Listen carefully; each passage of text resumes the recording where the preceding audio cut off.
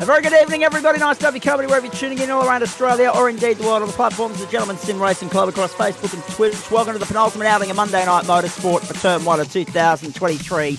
Night 1 of Week 9. First up takes us to upstate New York and Watkins Glen Raceway for a very important outing in the GT4 Challenge with thanks to Waste Options, and then we'll back that up with a unique treat for you. A combined split of GT3 ProAm and AM competitors at the Spa-Francorchamps circuit in Belgium for a 60-minute sprint affair, and we're looking forward to that immensely. Zach Cabin and Adam Lavis with you. Nice to have you on board. Last Monday night of March, last Monday night before Progressive Civilization returns to Queensland. And yes, I'm going to get as many of those clips in tonight as I can because it's my last time on air during this window. Let's have a look at the grid first up. We're not even going to muck around here because they're about to take off and get racing in Waste Options GT4. Matty Dench going for 7 on the trot leads the field away tonight. Sam Muir's alongside him, Josh Robertson, Gary Cousins, second row, Richard King, Jared Knight, third row, Jeff Adams, Nick Wood, fourth row, Nick Fadiatis and Mikey Hammond from row 5. Row 6 is where you're going to find... Actually, hang on. There's a story brewing here, Adam. Matty Dench has not taken the start. Matthew Dench has not taken the start. There you go. Right. Dylan Gray, Adam Proctor, Jacob Hughes, Robert McGrath, Stephen Lawrence, Dale Sharp, Dale Jeffries, Pete Matson, Aidan Schweikert, Brendan Van Ryn. And then beyond that, we're going back to Dane Snadden and Brett Bradbury. We're also going back to Aaron Specchio and Ben Hutchinson, Greg Padgett, Brendan Soper, and Phil King. No, Matty Dench is the big breaking news here as we get underway. Penultimate one of the season. Beautiful start from Sam Muir. So now, the battle for the minors, the best of the rest, now becomes a battle for everybody. And at the front of it is Sam Muir. Josh Robertson side by side there gets the better of Gary Cousins and Richard King. King up on the inside and Cousins. Oh, that was tight. That was close. And you've got to be careful around here because there are so many pressure cooker situations. And Richard King's gone. Richard King's in the wall. Richard King's gone. There's a massive shot behind him. Oh no. Watkins Glen bites. Exactly the point I was making. That might trigger a caution. That's exactly the point I was making about this racetrack. You've got to be careful because there are so many parts of it where you can come unstuck. So many danger zones. That is one of them. That uphill sweeping flat out. Right, left, right, 2, 3, 4, and it bites hard again here. Pete Matson, Dale Jeffries, Richard King, Brendan Van Ryn, Brett Bradbury, and Brendan Soper all caught up. Defining moment that in the championship as well because with Richard King caught up in that, he's the only one on the grid tonight within an earshot of Matty Dench. Dench leads this championship by 91 points. He's missing tonight. He hasn't got any drop rounds left at his disposal because he dropped the first 2. He joined the series in week 3. Richard King was 287, Jordan Malcolm 296. I think Jordan Malcolm's packed up the bat and ball and gone home. I can't see him anywhere tonight. So, somewhat dramatically, Matty Dench will most likely still leave here as a championship leader and may still be in a position to wrap it up depending upon what happens to Richard King. We'll analyse the crap out of that incident in just a moment, ladies and gentlemen. Let's get back to the racing. In the meantime, Gary Cousins kissing up some grass through the bus stop. Whoa, boy. Still Richard King limping back to pit lane as well, but he's a minute down. He's going to drop a lap here, Richard King, tonight. And he's going to have 2 invoices to pay down pit lane. This one for a fast repair, no doubt. And, of course, on the back end of that, I would imagine that we'll be seeing him coming to pit lane for a splash and dash later in the piece as well. Extraordinary drama here on the opening lap. And the second one, equally intense. Muir, Robertson, Knight, Cousins and Wood the top 5. Michael Hammond up 4 spots to 6th. Jeff Adams and Nick Fodiatis. Stephen Lawrence and Jacob Hughes the top 10. Oh boy. We're up and away on a Monday night at the Glen. And it's already bitten hard. We've already had our big one of the night. Surely nothing to top that, although hang on. I did hear some wall scraping going on there a moment ago. We'll keep our eyes peeled. Down the back straight we go. Look at the battles we've got forming here. Hammond to the inside to P5. Gets the better of Nick Wood. So Nick Wood, of course, won the opening round of this championship. Then, of course, in the second round, scrolling down the leaderboard here, we had Marcus Watson picking up the chocolates. For the last 6 weeks, it's been M. Dench. We could have mathematically our 4th different race winner of the series tonight. All by process of elimination with Matty Dench parking up early in the piece. There was a question there, Adam Lavis, that you may be able to answer for us. Does he still get the bonus points for pole position despite the fact that he didn't start the race? He still gets his bonus points. That's good. 1:13.82 for Josh Robertson, fastest number of the night so far. Closest to within 0.3 of a second, or 0.4 of a second of Sam Muir. So Muir, Robertson, Knight, Cousins, and Hammond the top 5 at the Glen. We're on lap 4. We're clocking about a minute and a quarter a lap, so 4 laps every 5 minutes. Makes the sums pretty easy tonight. Should get 20 in here. 20 laps in 25 minutes.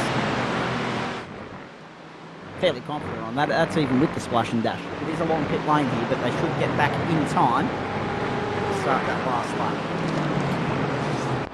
And if they don't, it'll be by the narrowest of margins. That was what happened. I saw Richard King go. I saw him go at the back a shot, and then it was just, pinball stuff, really.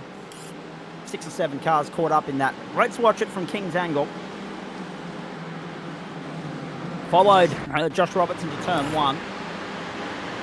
And then he's just got loose in the marbles. He did that all on his own. He got taily, bang, wall, Umco, waiting, gone. 2, 3, 4, 5, 6, 7, 8, 9 cars crunched up in that. Hello to Dave May, who's tuning in. Great man, I trust that you'll be making the journey east from Orange to Bathurst next week at some point over a 6-hour weekend. If so, I look forward to catching up with you at Mount Panorama. Make sure you sing out if that is the case. At the hallowed turf, the sacred Mount Panorama. No better place to spend Easter as far as I'm concerned. Sam Muir, Josh Robertson, Jared Knight, Gary Cousins, Michael Hammond, the top 5 here. It's Sam Muir on top.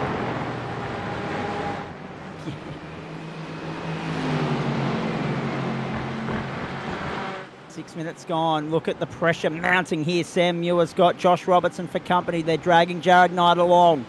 No one comfortable at the moment in this race. No one can afford to get complacent here. The absence of Matty Dench. This has all of a sudden become one hell of a contest.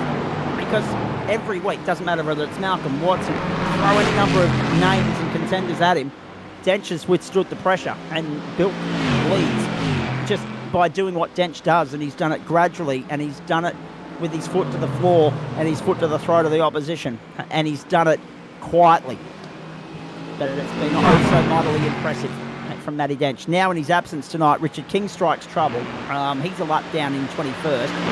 Richard King strikes trouble. Jordan Malcolm's not here. So Matty Dench should still have a very handsome buffer up his sleeve going into the final round of the championship next week at the Interlagos Circuit. Still none the wiser as to what happened to Dench there. But let's have a look at Adam Proctor.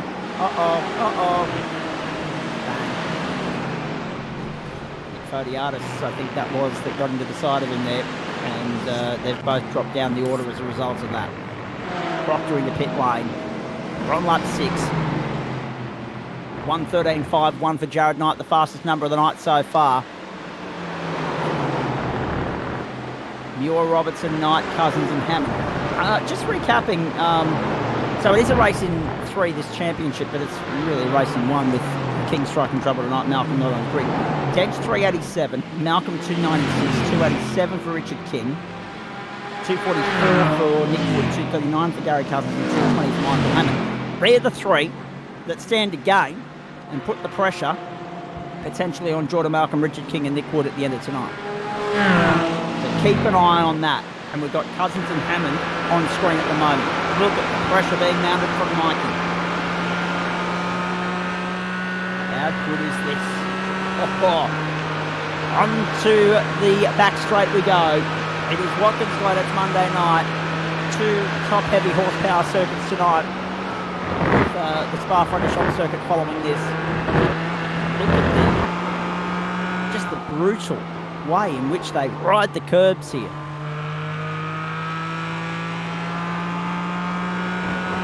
So we've already got a couple of retirements. Obviously, Adam Proctor's out of business. Aiden Schweikert is also out of business. So 2 retirements, Matty Dencher non-starter. We're down to 24. 16 and a half to go. Main straight, look at the lead pack. Look at the fight here. The top 3 within an earshot of one another. 0.6 of a second covers first through third. And Hammond. Mikey Hammond by Gary Cousins. There it is. At the back a shot. Hammond goes through to 4th.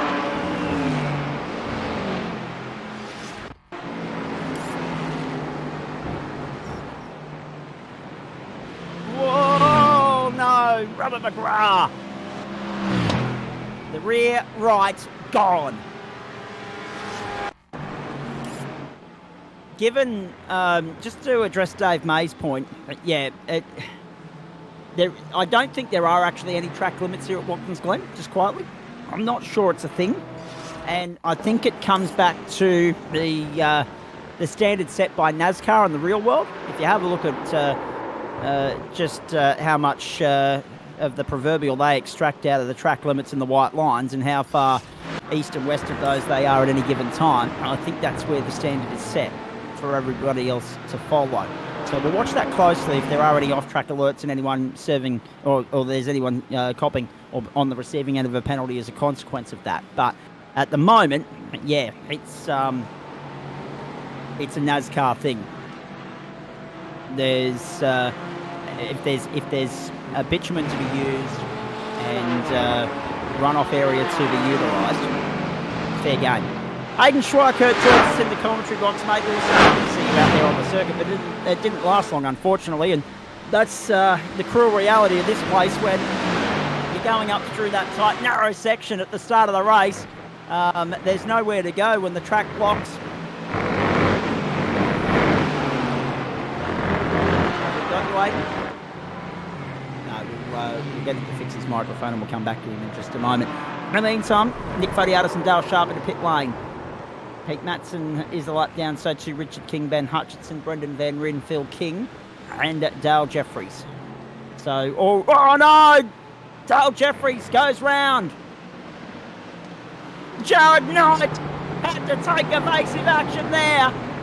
So, Dale Jeffries comes round and does the right thing and pulls to the right-hand side. It nearly balks the second place man, Jared Knight, in the process. Into the pit lane comes Josh Robertson. There's so much going on here at Watkins. that was quite a moment. Standard Watkins Glen 101 trademark racing there. The moment on the exit of that second last corner. And a passenger and all of that. And it's a blind approach off the final left-hander there. So very little in the way of reaction time for not just Knight, but also the race leader Sam Muir and also Jeffrey's teammate Josh Robertson. And they all did very, very well. Sam Muir, Jared Knight, Michael Hammond, 1, 2, 3. Then Gary Cousins, Jeff Adams giving him a hurry up. And then behind that is Nick Wood. So that's the battle pack you're looking at there. 3rd, 4th, 5th and 6th. I'll try again with Aiden Schweikert. Have we got you, buddy?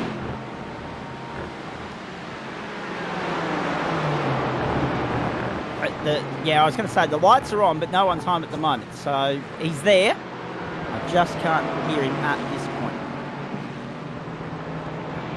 All right, we press on here. Michael Hammond into pit lane. Watch that as well. That's an important point. Watch the pit lane entry here. Josh Zuno spewing to miss this one. Well, you are missing it in terms of racing in it, but you're not missing it in a spectator capacity, mate. You've got the best seat in the house with us right here. Good to have you on board on a Monday night. The last one before order restores and Queensland starts 2023. Can't wait. Sam Muir, Jared Knight, Gary Cousins, Jeff Adams and Nick Wood, the top 5 here. Stephen Lawrence, Dylan Gray, Ben Jacob Hughes, Aaron Specchio and Dane Snadden. The order a little bit topsy-turvy at the moment because we're halfway through that pit stop sequence. So once the field cleanses, we'll get a fair indication of how things are situated or positioned with regards to who's gained what in the form of positions on the racetrack. Here we go. This is Jeff Adams in 4th place, all over the back of Gary Cousins. Then Nick Wood. Jared Knight is within a second of Sam Muir, but the rest of the field is another 5 3/4 seconds back. Here comes Jeff Adams to pit lane. Nick Wood, Gary Cousins continue on. But yeah, in no time at all, that margin between first and second has ballooned out to nearly 6 seconds.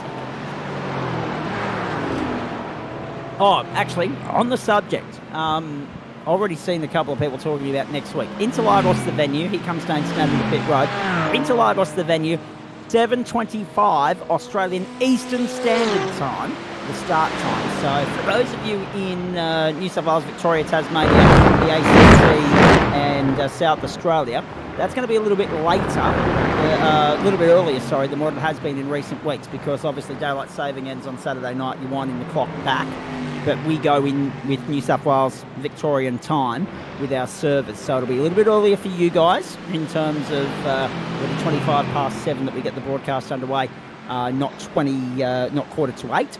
For everybody else, for the Northern Territory, for Western Australia and for Queensland, that's going to be 40 minutes later than what it has been in recent weeks. So just be mindful of that. Earlier start to Eastern time next week than what we've had all season, because that GT4 race is 45 minutes, not 25. Let's try again with Mr. Striker. 3rd time lucky, I hope. Fingers crossed. No. Okay. Hello? There Hello? he is. There he is. Hello, mate. Nice to have you on board. We wish you were still out on the racetrack, but unfortunately, there's no runoff area in that part of the circuit, so you had nowhere to go.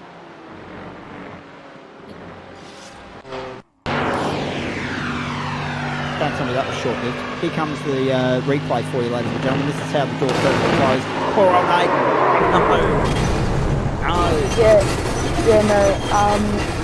After that, though, it wasn't just that. My VR had just...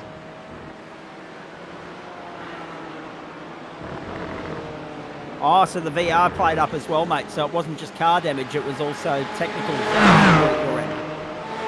Yeah, the VR just stopped working before the race.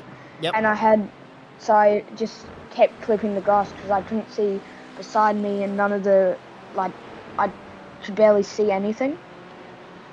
So I just couldn't drive it. And there was no point in 25th. So, yeah. Well, I mean, yes and no. I understand exactly what you're saying, but at the same time, yeah, better to be in it and getting some laps behind the wheel than sitting here talking to us, I would have thought. But as you say, it's hard to win when you make a rod for your own back there on the opening lap. In saying all of that, mates, let me just keep an eye here on Michael Hammond and Gary Cousins. They're sitting 5th and 6th at the moment.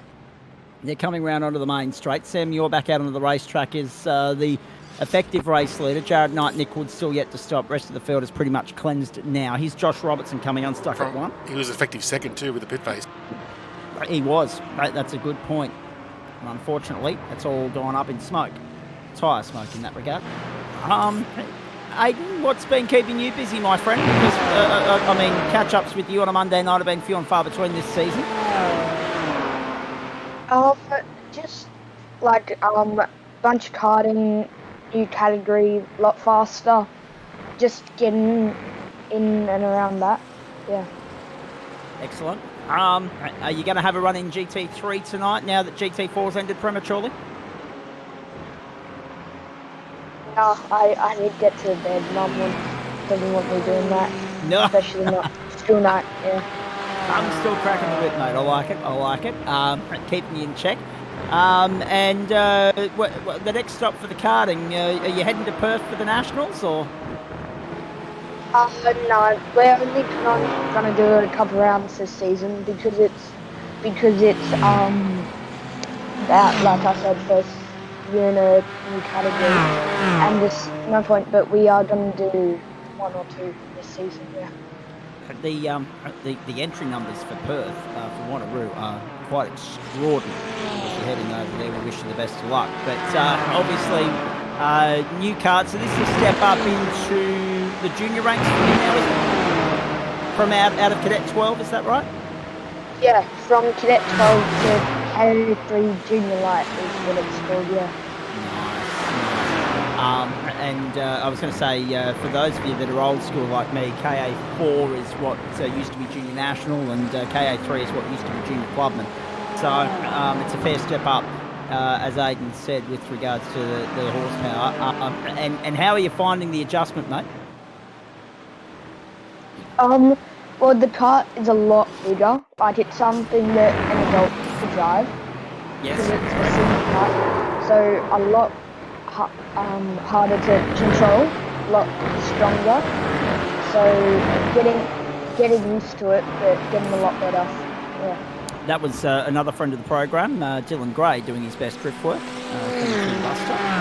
Replay there, 5 3/4 minutes to go here, lap 16. Jared Knight on his way home here. Adam? Field is cleansed. Yes, it is too. On the back of Sam Muir and Jared Knight pitting. And Jared Knight, now the race leader by 1.3 seconds. So he's by virtue of the order by 0.5 per second and a couple of other factors. He's managed to find his way in front of Sam Muir. So Jared Knight to the front, up +5. Michael Hammond in third, +7. Nick Wood +4, up in fourth place. +8 for Stefan Lawrence in seventh. +13 for Aaron Specchio from 23rd to 10th. +11 for Dane Snadden into 11th from 22nd on the grid. Even our good mate Greg Padgett, who got some good news on the health front recently, I did see. Good on you, mate. Up +10 from 24th to 14th.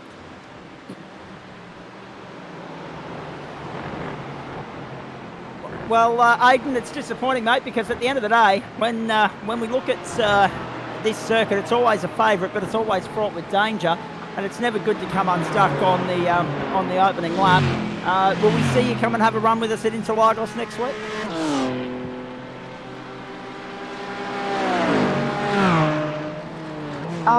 Yeah, hopefully I'll make it. Yeah, I think so, yeah. All right, that'd be very nice to see. Yes. Pete Matson had a win in the very challenging Mountain Men last Saturday night as well. Matto's up and about at the moment. He's enjoying himself. He's enjoying his sim racing. He's put some time and effort in. He's reaping the benefits and the rewards of that. And the other thing as well, with regards to Matto, we got some news to break with regards to him and our friends at the Australasian Supercar Championship a little bit later on as well. So keep your ears peeled for that on the platforms of the GSRC. Michael Hammond using all the road and a little bit more through the bus stop, keeping Nick Wood at bay. And Gary Cousins as well. 3 3/4 minutes left on the clock. They're not going to catch Sam Muir. That's lap traffic ahead of them there. Muir's 6 seconds up the road, chasing Jared Knight. The margin less than a second between first and second here. The battle for third intense. Hold your breath. It's over in a matter of minutes here, ladies and gentlemen. 3 laps to go for Jared Knight.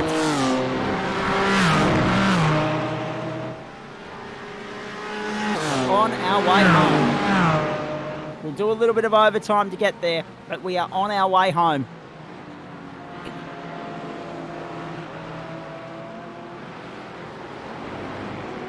Through they come again. So Dylan Gray in 12th. Got 2 three-way battles going on, and Sam's actually catching up to Jared here. So it's all starting to come together. But the slipstream working to Muir's advantage here. Stay with me, Aiden. I'll come back to you in a moment, buddy. Let's have a look at Dylan Gray in the meantime, all over the back of Dane Snadden. Nick Fodiatis playing the patient game, waiting for this to go belly up, potentially. Oh, Gray with the send through turn 2.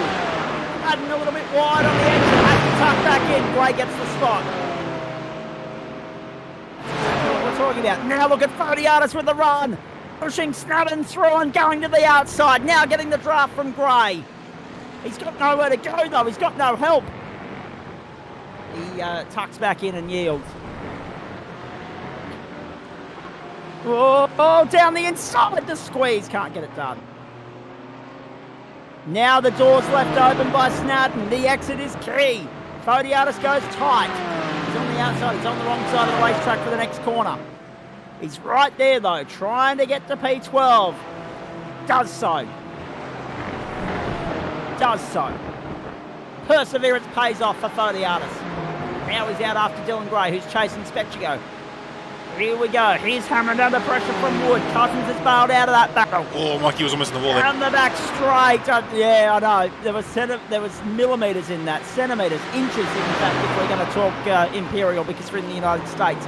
Down into the bus stop. Hammond holding Wood at bay. Whoa, contact! Wood forces his way through. I was going to say, if you're Nick Wood, you've just put a target on your back for the rest of the race here. 2 laps to go. 1 lap when we get to the line. Jared Knight's going to come back to the line and get the white flag.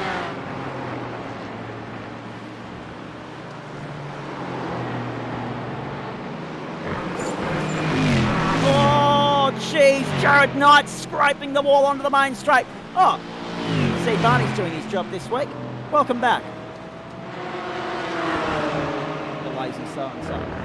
Now, have a look at Fodiatis. Have a look at Fodiatis making rain while the sun shines down the inside of Specchio. Ray got Specchio as well. Snugden's going to gobble him up too. Oh, it's all coming undone for Aaron. On the final lap of the Glen now. These guys come to the white flag. Newell's all over the back of Knight. Grandstand finish left, right and centre. There's battles everywhere to keep our eyes on. Muir, right there, trying to find a way by Knight. Knight's driven a great race from 6th up to 1st. Either way, we get our 4th different winner of the season in Waste Options GT4. Drama from the outset. No Matty Dench on the grid despite taking pole position. Richard King's Knight went up in smoke, breaking the piece. Muir with the lunge. Knight goes deep. To the second last corner. Traffic in the way potentially here. Main straight, checkered flag. Knight goes right, Muir goes tight, Muir sideways and gone. Knight prevails in a classic. Oh, Muir's crashed. Muir has crashed. Muir has crashed. Is he going to get to the line? He's not going to get to the line. Nick Wood pips him for 2nd.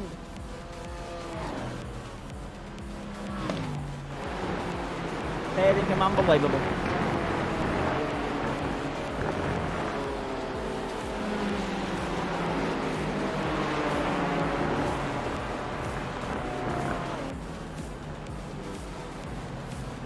How about that? That's ridiculous. I mean, Watkins Glen, from first until last, delivers the goods. We had a crash at the start, we had a crash at the end, and thoroughly enjoyable entertainment in the middle. Knight the winner from Wood. Wood pips Muir at the post. Wood gets 2nd. By the barest of margins, and what a stroke of luck it was. Here's what happened on the final lap. Nick Wood and Michael Hammond. This was the forceful move. Wood and Hammond, bang. A little bit of hip and shoulder, but I think race control might just let that one go. And the reason for it is because Mikey, by drifting across the old ripple strip there, the momentum from that would have bumped him across into Wood in the first place. If I'm perfectly honest. Now, this is what happened to Sam Muir. Oh, yeah.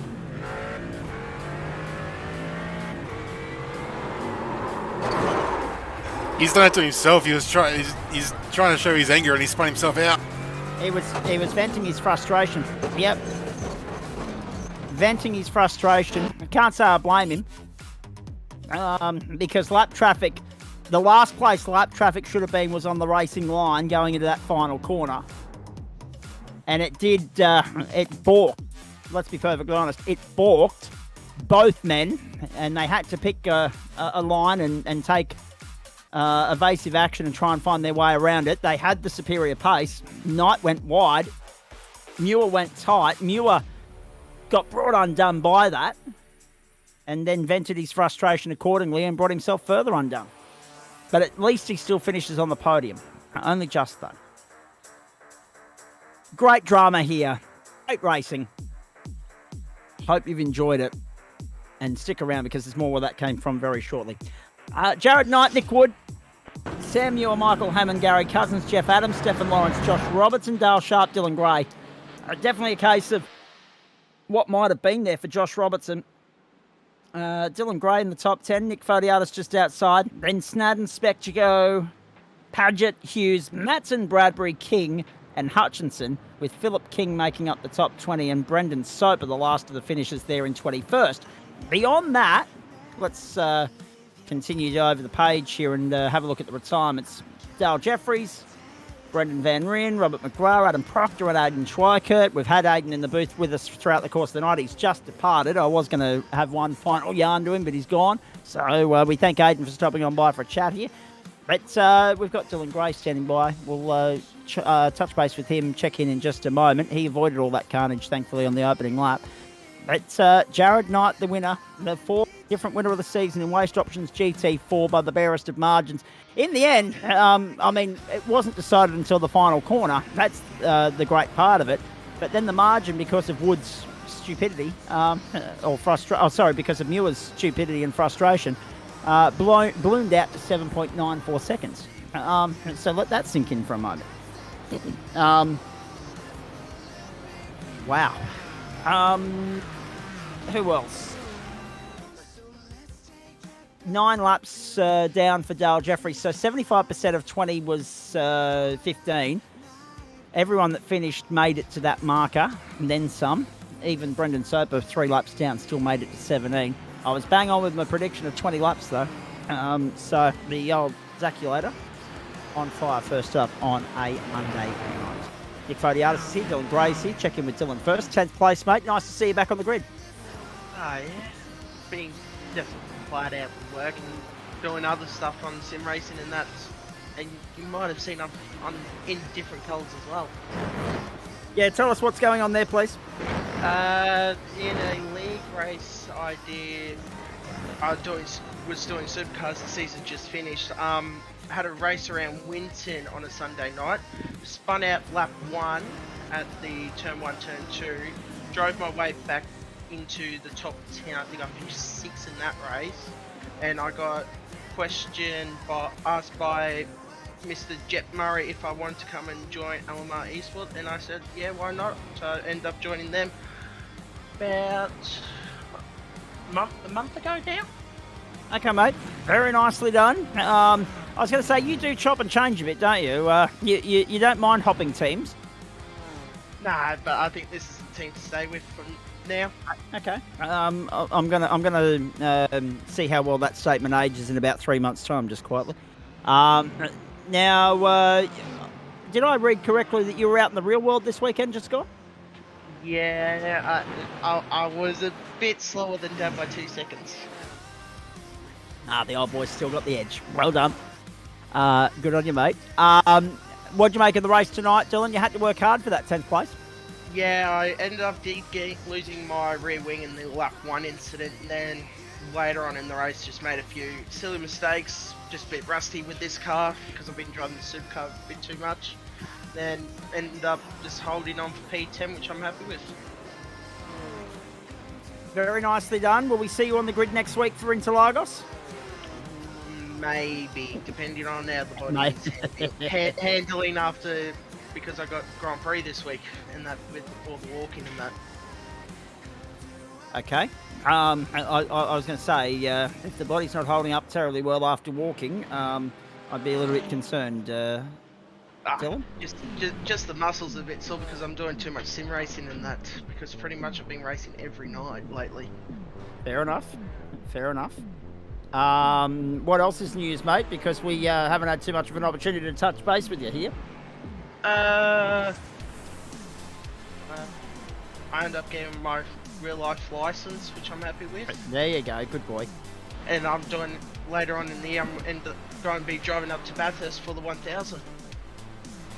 Okay, I'm driving there next week for the 6 hour, and I think I'm going to have more fun than you, but that's okay. Dylan, nice to catch up with you, mate. All the very best. Enjoy the rest of your week. Will do. Give me Easter on the mountain over October any day of the week. Although, that being said, it would be an excuse to escape to what we then refer to as progressive civilization. Nick Fodiatis, good evening to you. Carnage on the opening lap at the Glen. The more things change, the more they stay the same.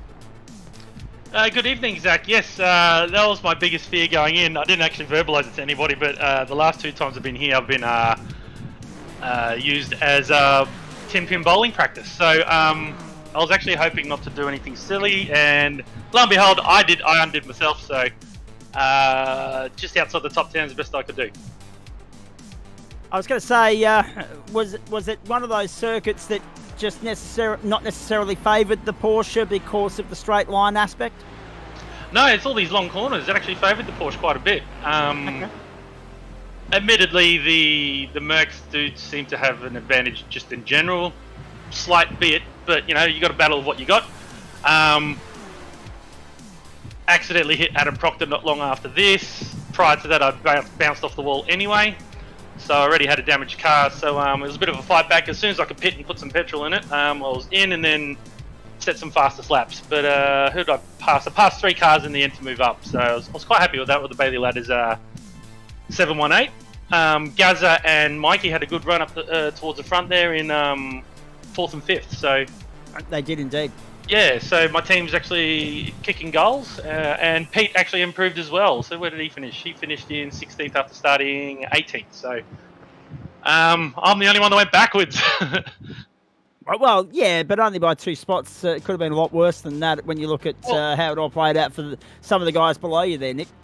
Yeah, look, there was a lot of spinning cars and smoke going up the hill, which I half expect now every time we come here. I just didn't want to be a part of it. Someone like Pete who was towards the back. Yeah, don't show this. Yeah, actually, I was going to ask you what happened there, please. Was it just a case of I got the track crisscross closed up on Adam, you? and the McLaren just that little bit stronger, and then I was going to back out of it, and he said car left. So I'm thinking, he would get the same call, so I can kind of keep it there, but he already committed to the corner, and I had nowhere to go. So I said sorry to him. I'm going to write an apology up in just a sec, but no malice in it. I was just trying some crisscrossing and being creative, but yeah. I was going to say you had to then get your elbows out late in the piece as well, trying to get past Aaron Specchio and Dane Snadden as well. I think I scared Aaron. Yeah. Because he backed out of it, and then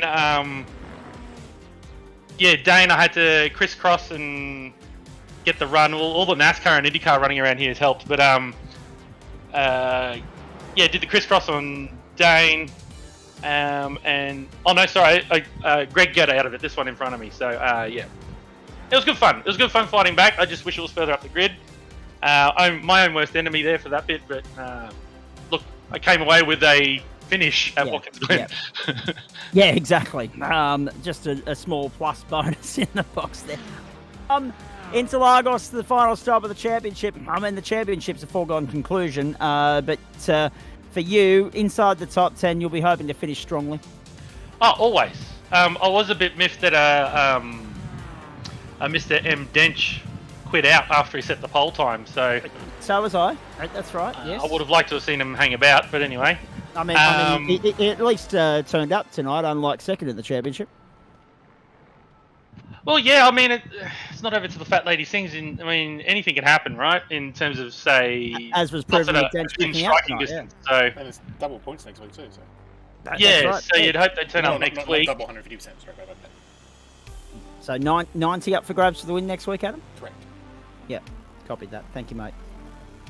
So I think I scared Greg Padgett just there on the screen, but yeah, look, you just don't know what's going to happen, so you've got to try and attend as many races as you can. I may or may not have fallen asleep when I got home last week, hence why I was not on. We wondered what that was all about. Yeah, woke up and it was nice to see you tonight. Yeah. Just things. I'm probably burning the candle at both ends a bit too much, but anyway, whatever. Got to fit everything into 24 hours, just like everybody else. But it was. Tonight's race was good fun, especially fighting back. I think give me another 4-5 laps, I would have had the 2 in front of me as well. Very nicely done. Thank you. Yeah, time is of the essence, unfortunately, in this regard, because, as you say, they're only 25-minute races tonight. But next week, 45 minutes, and that durability gets tested, and there'll be a little bit of fatigue kick in at the back end, I would imagine. 100%. And it's mostly going to be brain fade from a lot of people, not physical fatigue, unless they got the force feedback turned up. But it should be good at getting all the abacus out and trying to figure out fuel on the run. We cannot wait. Remember, 7:25 Eastern Standard Time next week. So 40 minutes later. We're back to we're back into the to the new millennium next week, Nick. Looking forward to it eventually. 2023. Can't wait. It starts on Sunday morning at 2 a.m. So that's for Queensland. The Northern Territory and Western Australia will be 40 minutes later into the night for you next week than what we have been in recent weeks. And for everybody else, it'll be 20 minutes earlier than what we have been throughout the course of this season thus far. So 7:25 Eastern Standard Time next week. Unfortunately, it's just that reality with the way the terms are set now, that the first 9 weeks are on EDT, the final week is on EST, and we have the reverse at the end of the season where we have the first week on EST and everything else on EDT. Anyway, hey, Nick, always a pleasure, mate. Nice to have you on board. Are you sticking around for GT3 or not? No, got to tackle some bits and pieces. I do apologise. I'll try my best to be there next week. Rightio, mate. Looking forward to that because it is 90 minutes around Daytona next week. So a helping hand would be very much appreciated. All right, mate. Get out of here. Go and have a great night into it. Thank you. All the best. You too. Keep it up, boys. Thank you. We'll do our best. We're going to Spa on the other side of the break, ladies and gentlemen. We're going there for Waste Options GT4 on the way there. We need to say a big thank you to the great people that continue to support the platforms of the GSRC throughout the course of the term. They include the naming rights sponsor of Monday Night Motorsport. Oh, hang on. Before I get to that, there's the updated championship points. It's still alive. It's still alive going into next week. 323 for Jordan Malcolm has lost second place to Richie King by, look at that, 1 point. 324 for King. Dench with the no-show tonight gets 0. 389, so the margin's still 65 points. So he's not home yet, but he's got one hand on it. There's no doubt about that. Nick Wood, 299. 282 for Gary Cousins. 265 for Michael Hammond. Then Dale Sharp, Nick Fodiatis, Dane Snowden and Josh Robertson make up the top 10. Let's do some sponsor plugs on the way out. Big thanks to Waste Options, the naming rights sponsor of Monday Night Motorsport, both GT4 and GT3. Of course, we also thank the great people at Blackout Electrical Solutions, along with Login Systems, who sponsor the main GT3 Endurance Championship, of course. West Orange Motors, good on you, Dave, mate. Astute Finance, Insurance and Wealth in East Brisbane. The great people at Fisher & Dorr Lawyers. And, of course, if you don't mind, John Simpson of the team at Flash Graphics. A break and back to Spa on the other side. This is Monday Night Motorsport on the platforms of the GSRC. The GT4 Championship goes to the final week. Will GT3 as well? Find out on the other side of this. It's ProAm and AM for the final time this season before we bring you the 90-minute Pro finale next week from the Daytona International Speedway. We're off to Spa when we return. Stay with us, Monday Night Motorsport, across Facebook and Twitch. And YouTube. Oh, and YouTube now. Are we on YouTube? Where did I not get that memo? I got it set up last week. Hey, there we go. All right, good to have you on board on YouTube as well. We'll have to share the living daylights out of that so that everybody gets amongst it. A quick break and back.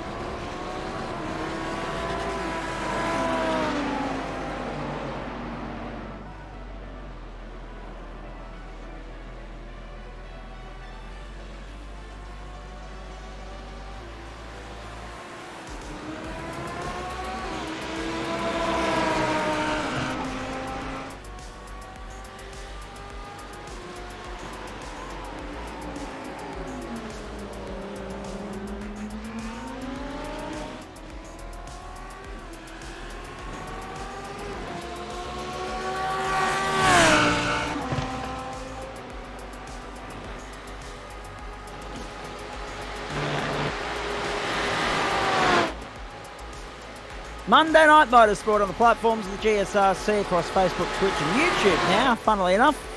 It's amazing what happens when we're informed that we are at the Spa-Francorchamps circuit for the penultimate round of Waste Options GT3, and thankfully we've got one more final opportunity to check in with our friends from GT3 ProAm and AM tonight. It's an all-in affair, and there's a field of about 36, 37 ready for the occasion.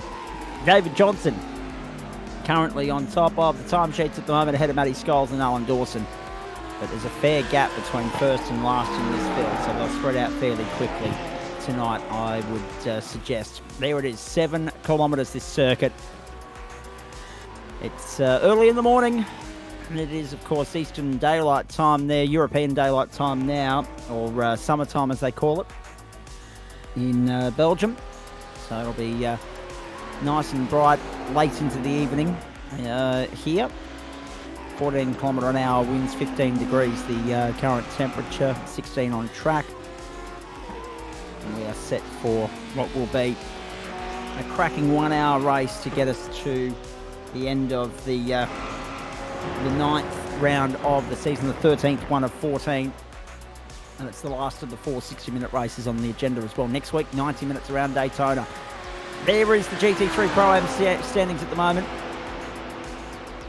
I'll quickly run through these for you and remind you of the fair discrepancy and the fair spread of manufacturers here. 267 for Jaden Aitchison, plays 266 for Alan Dawson. Dawson has got the better of the qualifying so far tonight. Darren Johnston, 257, Scott Wooden 249, 3 different manufacturers in the top 4. David Johnson and Ian Stahl-Hansen 244 and 222. So let this sink in for a moment. 4 manufacturers in the top 5, 5 in the top 6, and no other changes beyond that, all the way down to 10th place. Franklin, Eldridge, and then Siren and Schmidtke. But only 23 points, covering 1st and 5th in the Pro-Am Championship at the moment. Here's how AM looks for you. Adam Chiplin on top, 368. More breathing space to Neil Gladwin, 335. Ryan Wooden, 310. 305 for Reece Dickerson. And Dane Snadden on 280 points. Audi, 1, 3 and 4. Porsche and Mercedes, the other 2 in the top 5. Ferrari, BMW also in the top 10. So what's that? 1, 2, 3, 4, 5 different manufacturers in the top 10 there in GT3 AM. 6 different manufacturers in the top 10 in Pro-Am at the moment. And we'll keep an eye on GT3 Pro tonight as well, folks, because Matty Dench has a 90-point lead in that championship fight. Could mathematically wrap up the title tonight. 413 plays 323 for Richard Mitchum, 309 for Ash Collins. And Thomas Foster on 215 points. Daniel Birchnell, 206, so 2 Nick Wood, making up the top 5. And again, 4 different manufacturers in the top 6 there. Audi, Porsche, BMW, Ferrari. And then you get back to the Lambo. So 5 different manufacturers in the top 10. The first of the McLarens is John Merritt outside in 12th place, just ahead of Brenton Jewell. So we're ready for a start. This is an enormous grid, so we'll run through it for you, ladies and gentlemen. We're expecting, it's a 60-minute sprint, isn't it? Or am I on overtime tonight? Can someone let me know? It is a 60-minute, isn't it? Yes. The top graphic says 90. Ignore that, folks. It's only 2/3 that distance. There we go. David Johnson on pole. Matty Scholes alongside. Look at the pole margin, 0.056 of a second. Back to Alan Dawson and Chu Kang in 4th place there. Fifth is John Jennings, 3rd row, alongside Adam Proctor, then Dane Snadden and Martin Carew. Snadden the best of the AM split here. Andrew Franklin and John Ball will make up the top 10 on the grid. We're at 3 o'clock in the afternoon. We're heading for a 5 o'clock local at the end of this race, with the clock moving twice as fast as it would in the real world. Scott Wooden and William Yarwood from row 6. Row 7, Dave Riddell and Jacob Hughes. Row 8, Ian Stahl-Hansen and Adam Holland. Row 9, Wayne Visser and also Dean Eldridge. Row 10, Adam Chiplin and Matt Schmidtke. Only 2 AM drivers in the top 20 there. Stephen Gallagher and Andrew Hayes. Sorry? 3 if you include Dean. Oh, gotcha. 3. Yep. Where did I get up to? Yeah, here we go. Row 11. Gallagher and Hayes. 12, Fitzpatrick and Wooden. 13, Gladwin and Rees. 14, O'Loughlin and also Thompson. 15, Bradbury and Dickerson. 16, Orlando Black and Pete Matson. 17, Tim Watson and Greg Padgett. 18, Robert McGrath and Tristan Koch. 19, Greg Harvey. Or Heaney, sorry. Greg Heaney. Breaking news, Wayne Visser in pit lane. He won't start 17th on the grid, as previously suggested. So he's already in pit lane. Maybe tactical to try and avoid some of the garbage on the opening lap. It's always fraught with danger, the opening lap at Spa, for very obvious reasons. But if you're at the back of that pack here, well, actually, that's a fair point. Have a look at how fast this field's moving off. Have a look at this. This is a terribly spread out start for my liking. Often racing, however, they're not going to wave the start off and send them around again. We're going to get going immediately at Spa. The field is already spread out, well and truly. It's going to reduce the logjam to turn 1 and give everybody a better chance of getting through. But at the same time, if you're down the back there and someone's dragged the chain, meant that you're starting further off the front than you should, then all of a sudden everyone's got a rod for their own back and they've got an invoice to pay straight up. Andrew Franklin out of business early in the piece, drops down to 37th and last, 3 wide down the back straight, the Camel Straight already. They're sorting themselves out on the opening lap here. That's an extraordinary bit of driving from Kang, Jennings and also Carew. Oh, the squeeze. Trouble. But they get through okay. Johnson leads away from Scholes, Dawson, Proctor.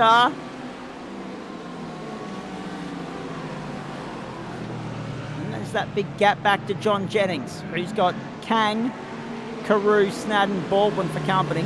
Then William Yarwood, rounding out the top 10. Ryan Wooden's dropped 5 spots on the opening lap.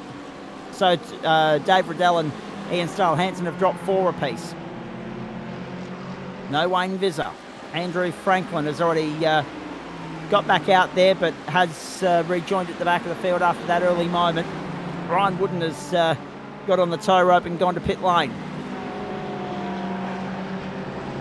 So a fair bit happening here on the opening lap.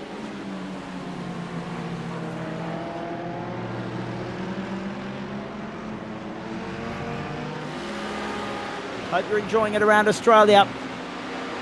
We're at Spa-Francorchamps, critical round, pivotal round of the championship. In Waste Options GT3, the Pro-Am and Am split, all in tonight. 2 races within 1. The field makes its way down to the right-hander, the bus stop at the end of the lap, left, back onto the main straight. We are estimating somewhere in the vicinity of 26, 27 laps tonight. 2 pit stops. 2 runs down pit lane, 2 bites of the cherry. Down to turn 1 we go.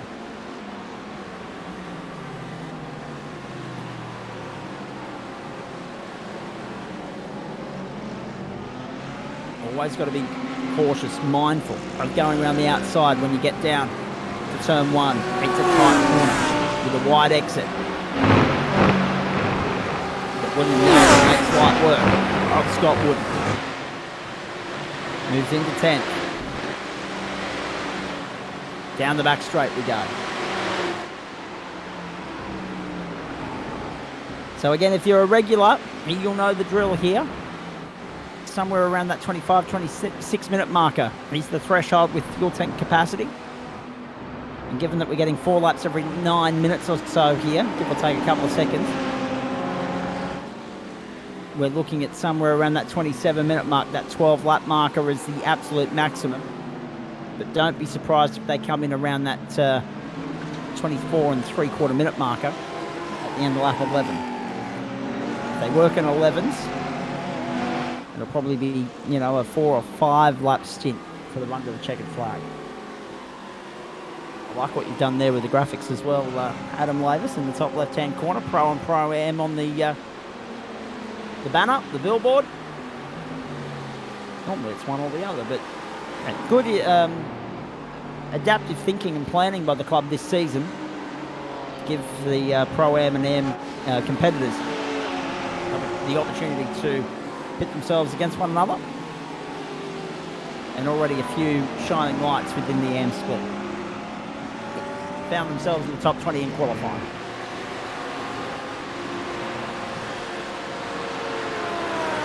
Johnson, Scholes, Dawson, Proctor, Jennings, Kang. The top 6.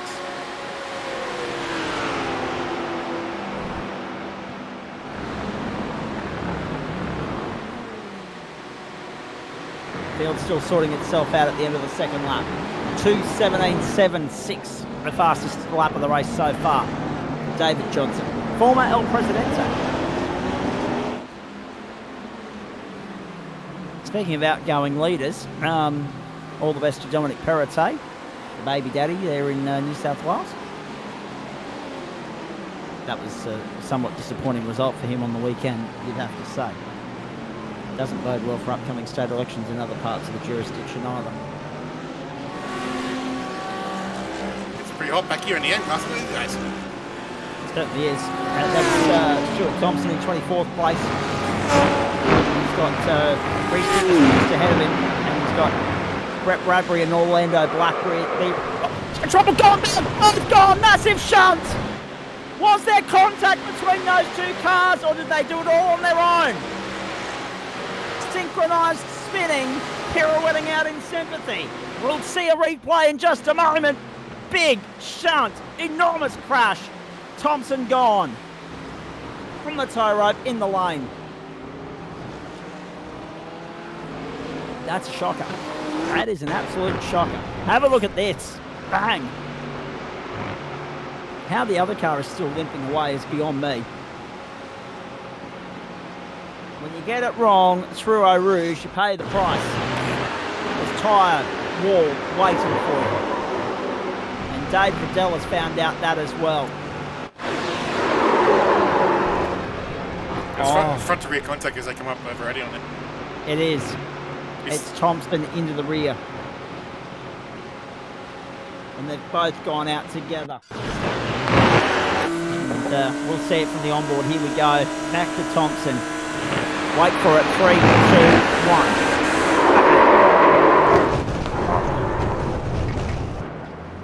That is an enormous shunt.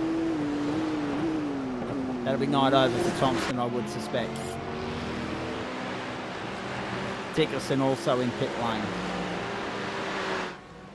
Scholes in lane. I think he may have got a black flag, because I think he was ahead of David at the green light. I think he was second on the grid, so he may have got an iRacing drive-through for not for a racing start procedure. Copy that. We'll have to wait and see if he actually stops or it's just a drive-through. Yep, Scholes on the line, certainly too early to be contemplating pit stops. Scheduled pit stops. Yeah, it's like stop and go. Yeah. It's basically. Might be a time penalty. Maybe it will be a time penalty. We'll have to wait and see. You have to find out after the race, possibly. Unless he's crunched the numbers and he's getting better economy than we think. Because if it's 12 and 12, he could probably get home from here. Maybe he's doing the reverse to get clear air. But no, I can't imagine that being the case now that he's been stationary for 35 seconds. So yeah, stop and hold would be, I would imagine. Here's Jennings in 4, 3 wide. Oh no, that's not going to work, fellas. That's not going to work. Look at the boomer in the grass. Go on, see ya. That's it, all 3. Oh dear, that was never going to work. John Jennings was the piggy in the middle there.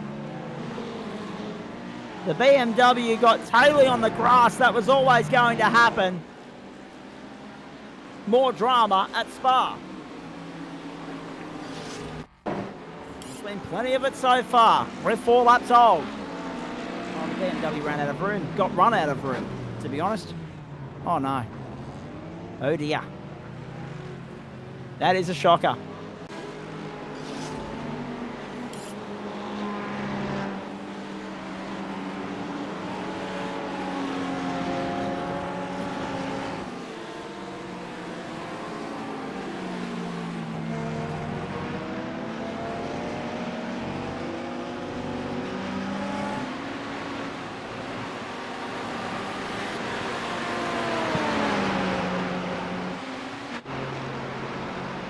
So back we go, and we pick up Martin Carew in 4th place. Dane Snadden all over the back of him at the now. The up and under down the inside of the bus stop. Nope, can't get it done. Carew holds on. Back onto the main straight. Johnson, Dawson, Proctor, Carew, Snadden. Then Kang, Baldwin, Jennings, Yarwood, and Wooden the top 10. Snadden must have put some practice in this week. He's finding a way, like his way for an AM driver. Or just one of those tracks. Some tracks people just gel with. Like some tracks where you just go and you just naturally fall into the groove, and it just gives you that little bit of extra.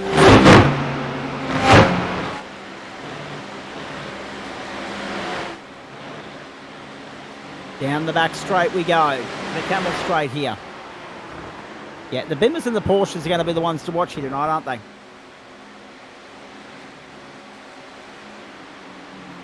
Yeah, even Mercedes is not bad. Like it's one of those tracks. The first and last sector are all about the power, but that middle sector is all about the grips and the downforce. So it's a good sort of split over. Good equaliser. Yeah, it's a bit like Mount Panorama in that regard. To a point. I think Bathurst is still a bit more because even over the top, it's still fast. So it's still a little bit more on the power side. But yeah, downforce can obviously help you across the top and down the hill. Whoa! There goes another one. That's John Baldwin in the grass. Does he lose a spot? We'll wait and see. No, he's managed to hold on. Wow. That's a save and a half from John Baldwin.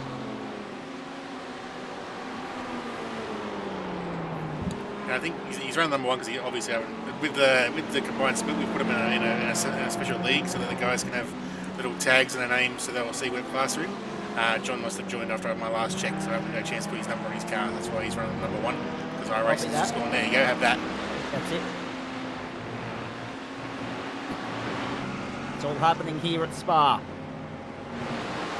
Not as much drama, not as much damage as what we saw in the opening couple of laps at Watkins Glen in GT4, but certainly a couple of hairy moments. Here's Matty Scholes. Uh-oh. See ya. Too much curb. Maybe too much pedal on the exit as well. Maybe a bad combination. Oh, trouble behind. Behind Sean Rees. There's a car in the wall and looking very worse for wear. That's Jacob Hughes. Oh dear. Jacob Hughes. I'm gonna guess this is an Audi situation. Yep. I'm gonna guess it's just a little bit too much Astro to it. Oh no. There we go. Look at the air that it got from the concrete slam.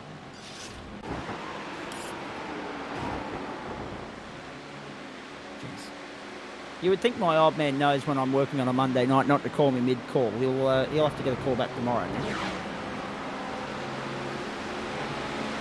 Gotta love live broadcasting. Down to that straight we go.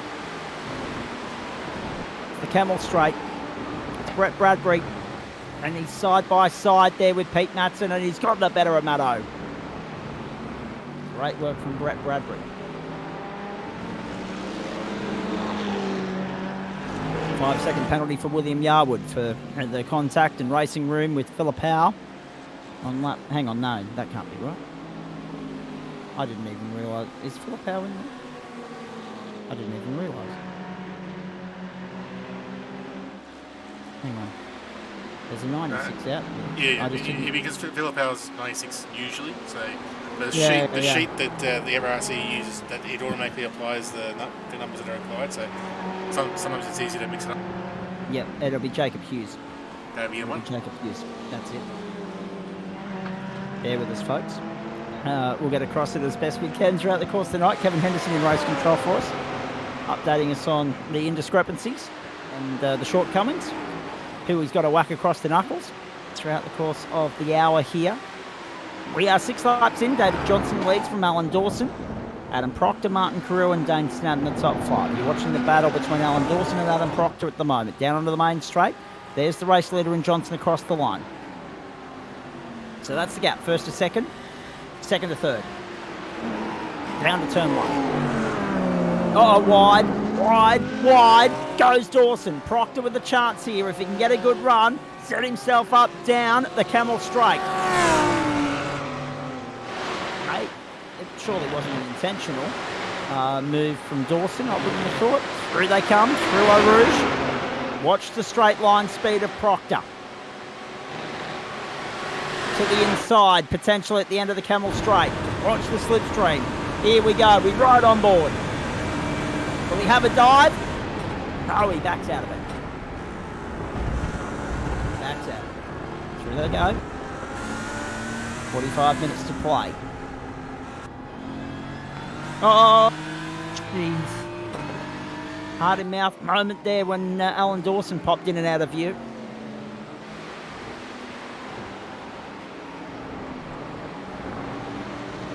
Round they come again.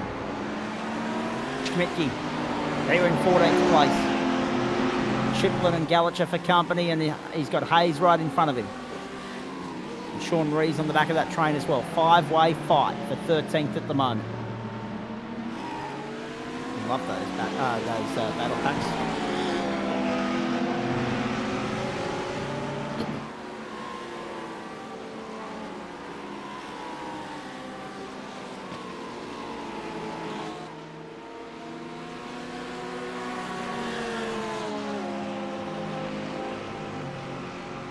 So Schmidtke right in the middle of this battle pack at the moment. 5-way fight. One mistake, costly, potentially here. So in this fight we got Pro-Am, Pro-Am, Pro-Am, and Pro-Am. Yes.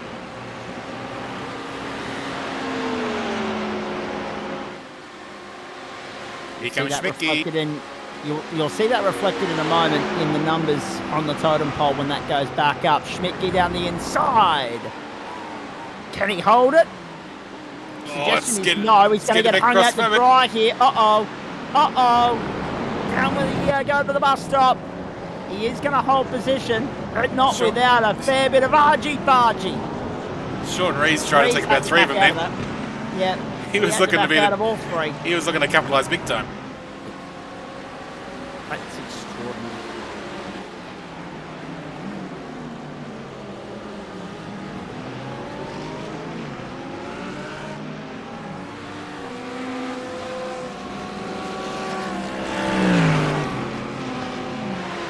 Hope you're enjoying our coverage of Waste Options GT3 Pro and Pro-Am. Pro-Am and N. I knew I was going to look that up at some point.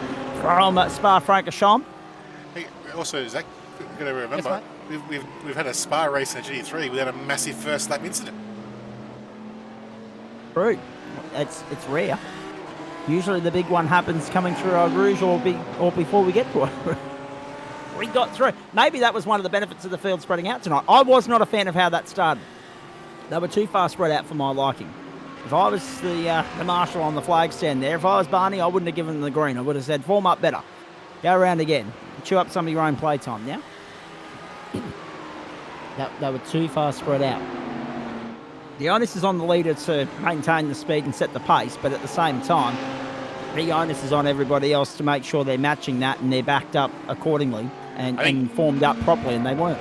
No, look like David was keeping good pace with the safety car. I think the other guys are a bit sleeping with the initial takeoff there. So there's only a short run to the line with the just being up before Bushmont there. Johnson, Dawson, Proctor. And Proctor all over the back of Dawson at the moment. Carew, Kang are sitting there 4th and 5th. Then Snadden. Baldwin under pressure from Jennings. Then Yarwood, Wooden, and Holland. Then you go back to Eldridge, Hayes, Schmidtke and Chiplin, the top 15. Whoa. Send up there on the high side. And that's Kang trying to find a way by Carew.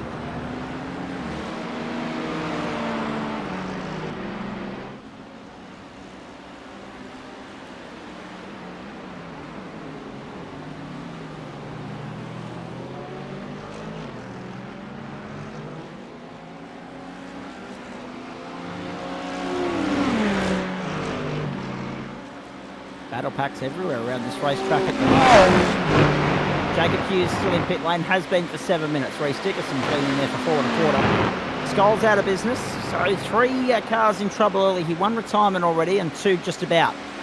We're going to be in trouble very shortly with regards to that 75% race distance marker, which is going to be around about that lap 20 mark tonight. If we get to 27, let's have a look, see here. So the 75% race distance for tonight, for those of you playing along at home. Whoa, look at the nice side-by-side action there. Beautifully done from Holland. That's great driving. Side-by-side at the end of the Camel Straight. Really nicely done. So I'm going to base it on 27, and we're going to minus 25% from that 20.25. So the threshold becomes 21.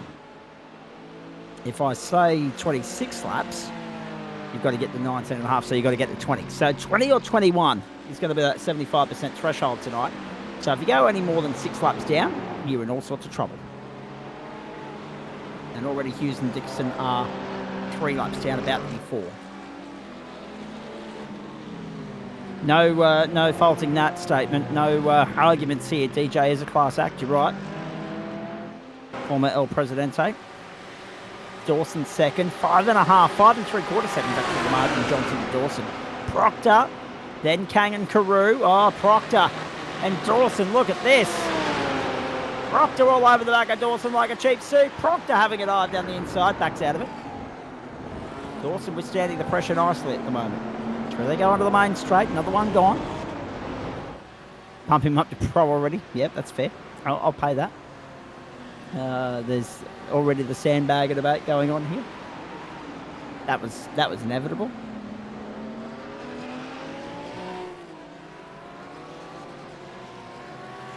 Johnson the leader. Dawson, Proctor, Kang, Snadden, Carew, Baldwin, Jennings, Yarwood and Holland in the top 10.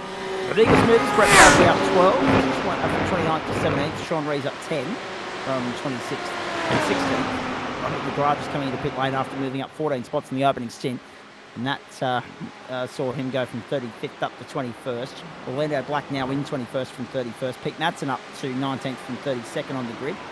And Greg Heaney up from 37th to 26th. Scrolls out of business. Hughes and Dickerson about to be.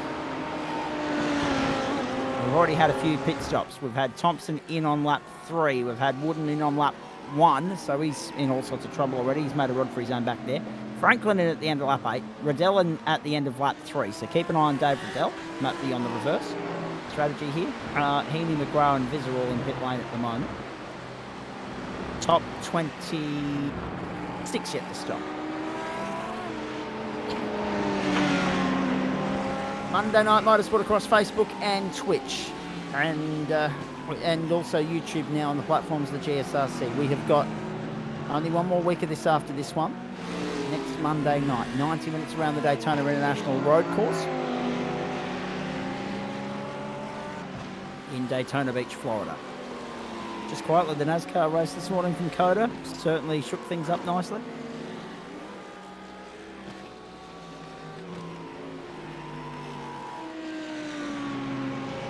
Johnson, Dawson, Proctor, Kang, Snadden, and no, John Baldwin's off the road. He put a couple of wheels in the grass or in the dirt, but has rejoined. He's okay in 6th place. Might have just been flirting with the runoff area. Richmond there. David Johnson in at the end of lap 10. So there you go. Lap 10, the threshold here at the 23-minute mark. So I guess you always make allowances with Pro, Am and Am for maybe one potential less racing lap and also different strategy play because their fuel saving may not be as strong, or they know that they're in the window and they're safe. If they stop now, they can do another 10 laps and then do 3/4 of a tank run home for 6 or 7 laps. So you've got to make those allowances. Pro-Am and Am racing are a little bit different to Pro. It looks like with the track being so long, there's not much wiggle room here for the boys. They're all in every single car. Top 22 all on pit road at the moment. Look at that. Make it 22 Watson going in 4 with O'Loughlin. Padgett's in. And Tristan Koch is about to be.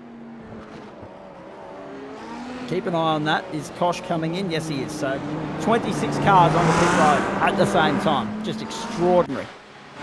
Kevin Henderson, good evening to you. You've had some work to do in the opening 10 laps. Yeah, I have had a bit of work, but there hasn't been too many penalties handed out. Hang on. No, that one's not for me. Yeah, no, not too bad. Are you getting those messages through, Adam? Had a couple come through yet. Okay, excellent. Thanks. I just want to pop in and see how that was going. Yeah, it's been a pretty good race so far. There's a bit of a kerfuffle at the start with the lead car sort of being a bit slow off the line, but I believe that's his privilege. He's allowed to do that, so there's no problem there. But yeah, no, it's been good so far. Pretty exciting stuff. Certainly has been, mate. Been keeping us on our toes here in Central Commentary. But in the pit window there, David Johnson, 14.17 seconds. Everybody else, 19, 18 seconds, 21 seconds in some cases. Johnson's lead has doubled. He's 11.6 clear at the top end of town. Yeah, he's streeting away with it at the moment, isn't he? He's certainly got this track sorted out. Absolutely. He's going to be one to watch with regards to next week in Daytona Beach, Florida as well. The Pro-Am standings at the moment. He's fifth place. He's only 23 points off the leader, Jaden Aitchison, but I don't think we've called Jaden tonight. So again, a case of the championship leader, MIA. And that's a potential opportunity here for David Johnson to close the gap on Alan Dawson and Darren Johnson. Dawson, of course, second at the moment. Johnson well down the order. Is he even out there? No. So, yeah, things are looking upward for David Johnson. There's no doubt about that. Yeah, he was also a pretty strong showing last week.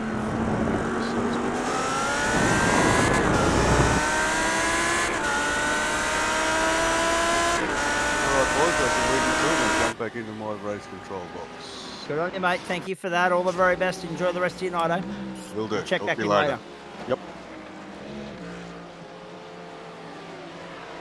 It's good fun so far, except if you're Ian Stale-Hansen meeting the Armco there.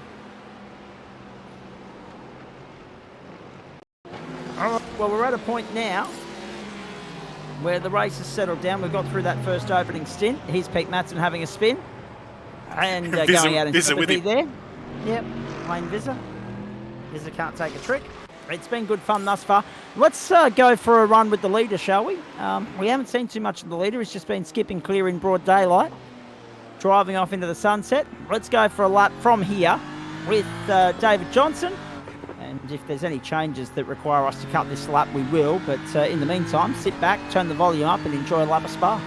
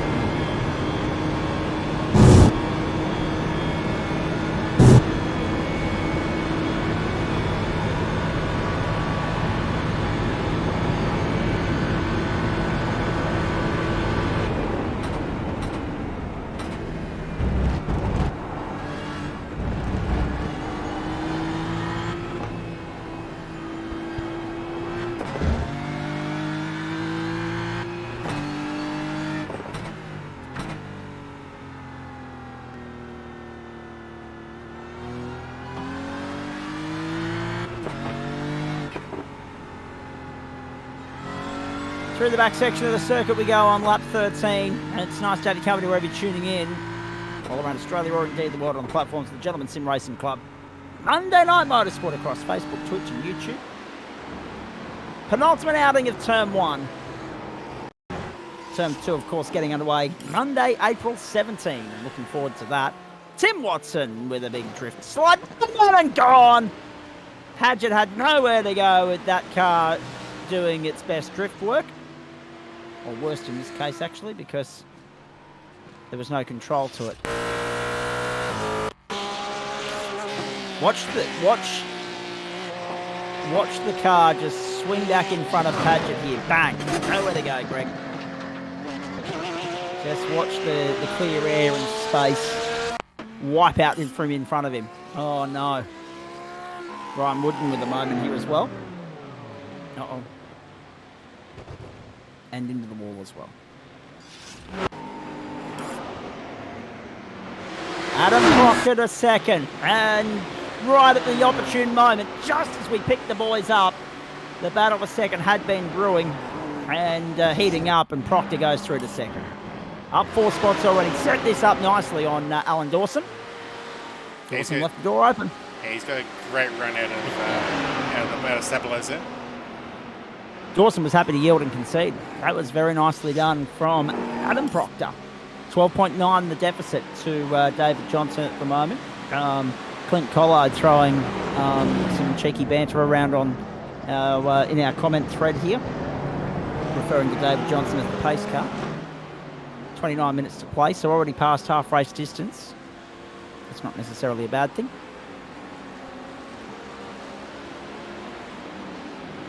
Down the inside, here comes Sean Rees. Can he get it done on the exit? No. So Rees tucks in behind Chiplin here as they head down to the Dave Riddell. But we had a feeling that's just a little bit, a smidgen too early for him. Make it home. It'd be very tight. You have to save some fuel.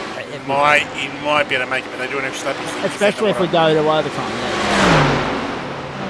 Especially if we go to overtime, which is a distinct possibility here.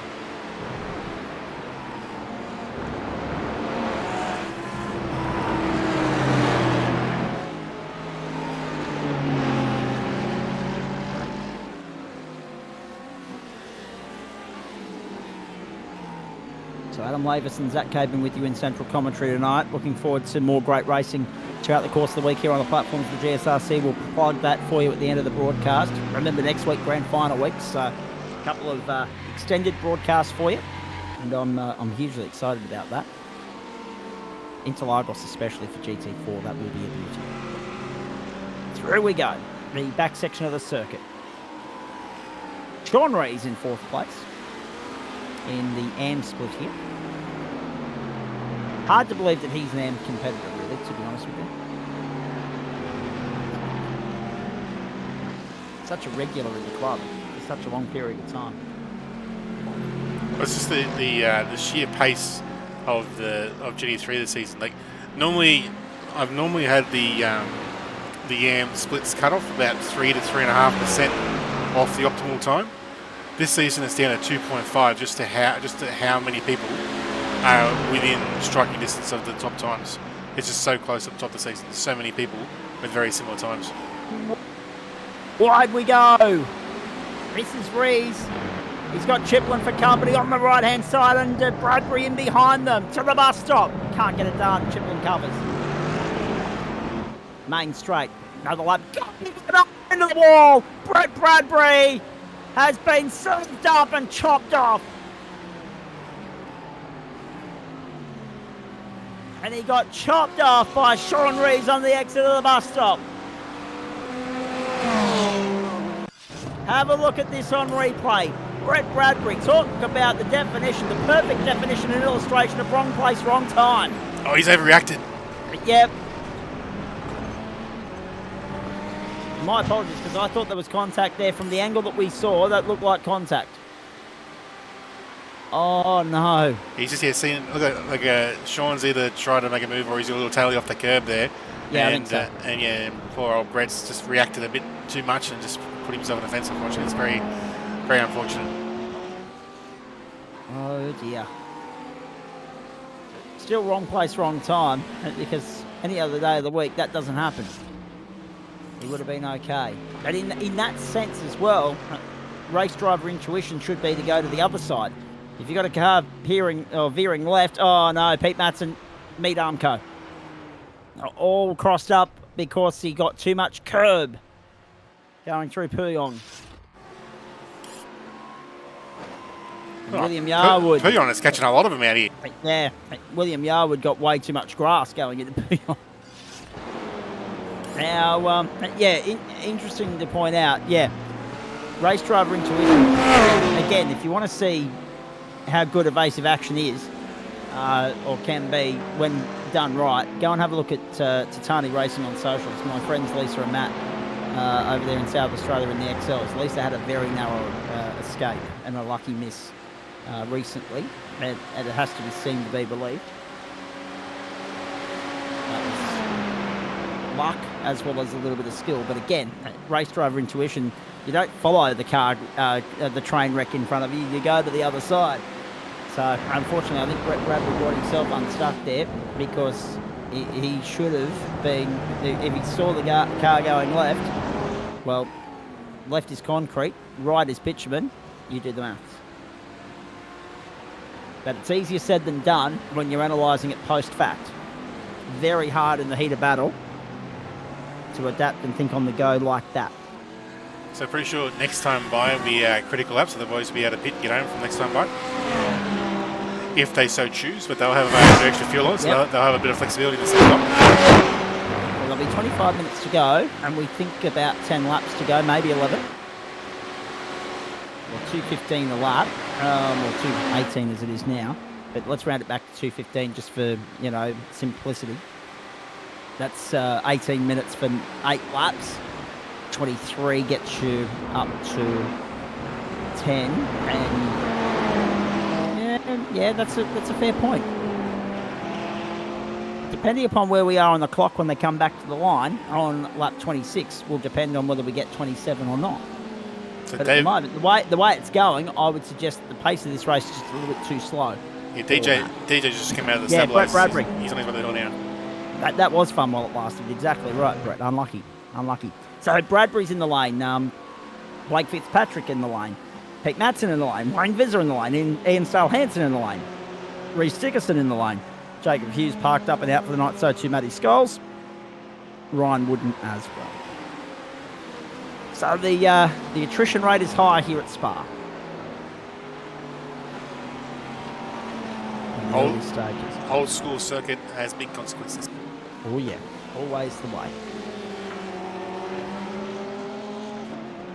And we've had 2 old school circuits, 2 great venues tonight, but they bite equally as hard. As you saw at Watkins Glen earlier. We are 22 and a quarter minutes away from the checkered flag. David Johnson has commenced lap number 17. The critical number has been gone, come and went. We are there. Here's what happened to Braden O'Loughlin. Another Pouillon incident. Well, look at it. Yep. Yep. That's so curb. It is just. Yep. That's big hit. It's just pinched and sent him left, hasn't it? As he's pinched the brake, it's just sent him.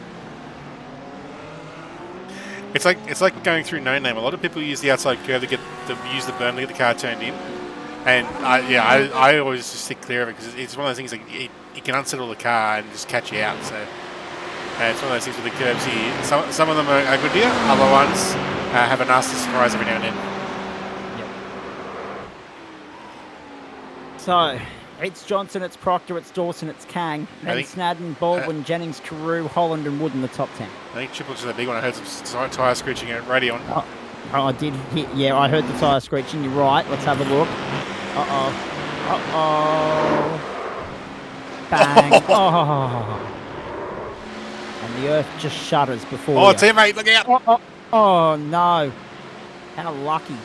How lucky for evasive action. Chiplin, and that's going to be a long drive back to the pit lane for him. currently sitting in 19th place, yet to complete his second stop, but I dare say that this will be the lap in which he comes in to do that. Hopefully use up a fast repair if he hasn't already burned it.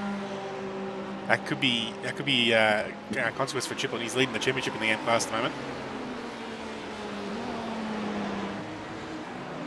David Johnson in at the end of lap 17. We've got a car pulled up, drivers left through turn 13. And this, oh no, it's Kang. And Kang was in contention here as well. No! Contact! Was that Dawson? I think so. Oh no, Kang. The left-hand side of the car, toast. The car, done for the night. Yeah, I'm pretty sure they were 5 positions. I'm pretty sure that was Dawson. Jeez. DJ. The drama continues to unfold. DJ's in the lane.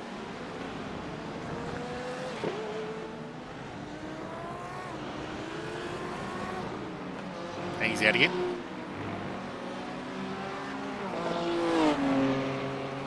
So, it's Hayes and Franklin in pit lane right now. Everybody else that's still in the race and still running, he's out on the racetrack. Quite a few cars have parked up for the night. They're done. The attrition rate very high here at Spa. Dawson, second at the moment. Proctor, the leader. And to the tune of 7 seconds. Yeah, it was Dawson. So he's gone for a little look and just hasn't, I don't know if it's a net code. But no. Dawson's done great to catch that. He did exceptionally well. That's the save of the night for Alan Dawson. Could be a race-defining moment. Could be the difference between a podium and a DNF. And every point is so crucial in this title fight, especially when you consider that he was 1 point off the championship lead coming in. His main opponent not on the grid tonight. And, of course, you've got David Johnson out in front, aiming to take some points away from you. So this is effectively second and third. Proctor second, Dawson third, because Johnson's completed his second pit stop. He's on the run to the checkered flag. All right, Dawson effectively the race leader, but sitting seventh at the moment, just while we work through this sequence of cleansing the field. And we've got less than 20 minutes to go. And then after that, ZW Cabin's off to watch episode 8,000. If you can believe that or not.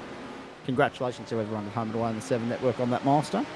8,000 episodes. Quite an achievement. Adam Proctor, the race leader here back around onto the main straight, completes lap 18. So you're going to go back and binge watch Racing that for in your second holidays? tonight. Sorry? You're going to go back and binge watch all 8,000 in your holiday? What holiday? What holiday? There is no holiday. I was only... See, this is the thing. Okay, I don't mind disclosing this information with everybody else. We were penciling in some dates on the West Bromwich Radio wall calendar today in the office. That's a close read, Julian. Jeez. And I said to the boss, and I pointed at December 9, I said, that's the last date for my Saturday morning slot for the year. That's it, we're done. And he said, geez, that's early. I said, no, not really. I said, that's the corresponding weekend to which we wrapped up last year. He said, oh, I might have to get you to do one from home, you know, go home and then do one from your garage there, just to pay the bills with the sponsor and whatever else. And I said, we can have that conversation closer to Christmas. But if I don't go home at that point, my poor old family are going to be scrambling to find a babysitter for that beautiful little niece of mine for the first week of school holidays. Uncle Zach to the rescue. So that was the explanation to get out of that one, I'll tell you. And also, as most people know by now, any excuse to get out of here as early as I possibly can in summertime and embrace progressive civilization, I will happily do it all day, every day. Hello to our friends in Queensland. Lord Mayor Adrian Trinner should be elected the Premier up here, not the Mayor. He's got more forward thinking in his pinky finger than the rest of them combined. 10-second penalty here for Kang for the contact with Dawson. It won't matter for Kang because he's out of vision.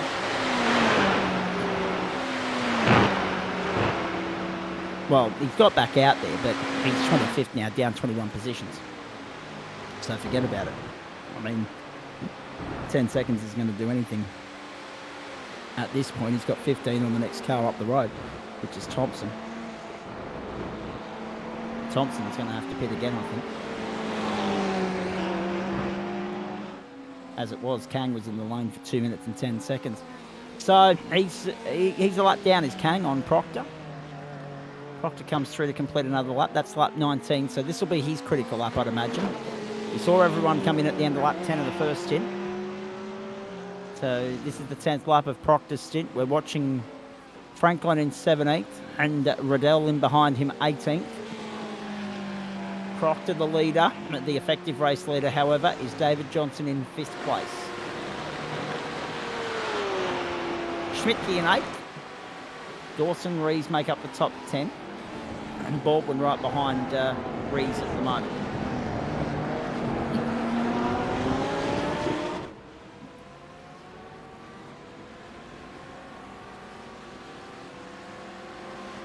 So without the rollover, the guys are squeezing out one more lap here.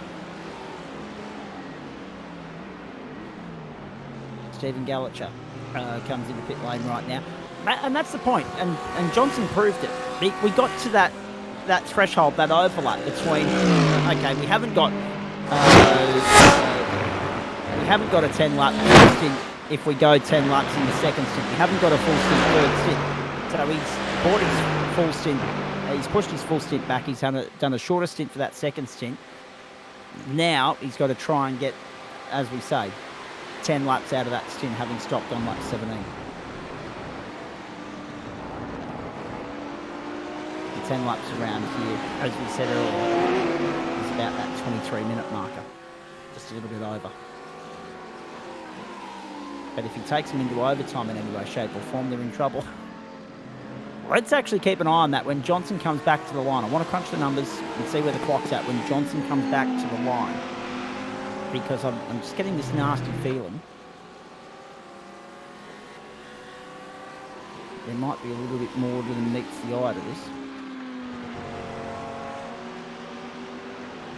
Keep an eye on the clock.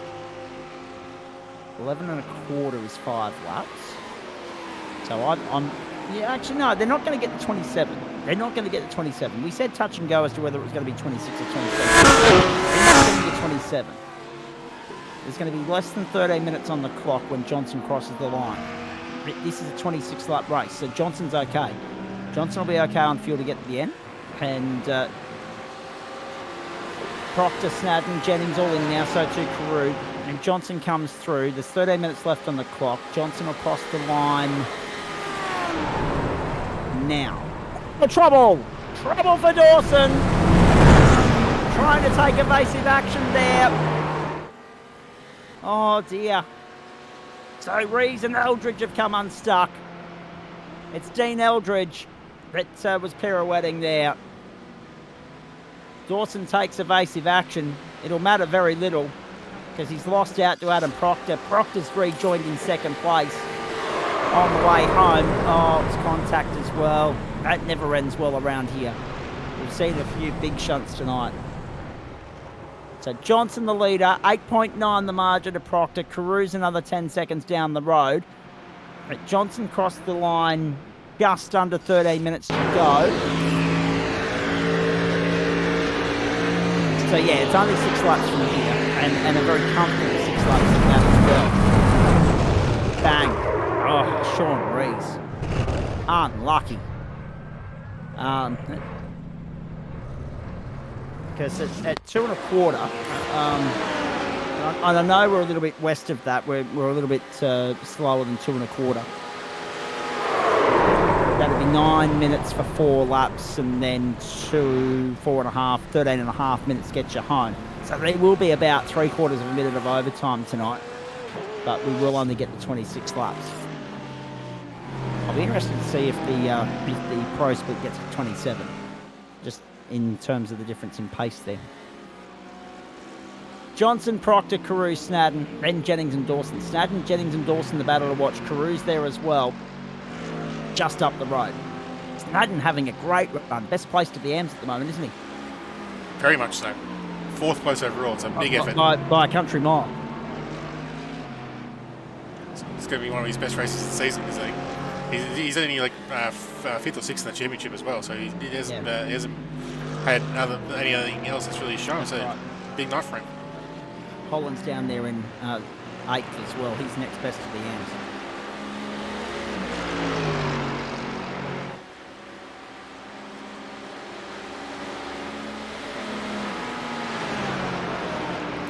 John Jennings has done well to recover from that earlier incident at Rouge.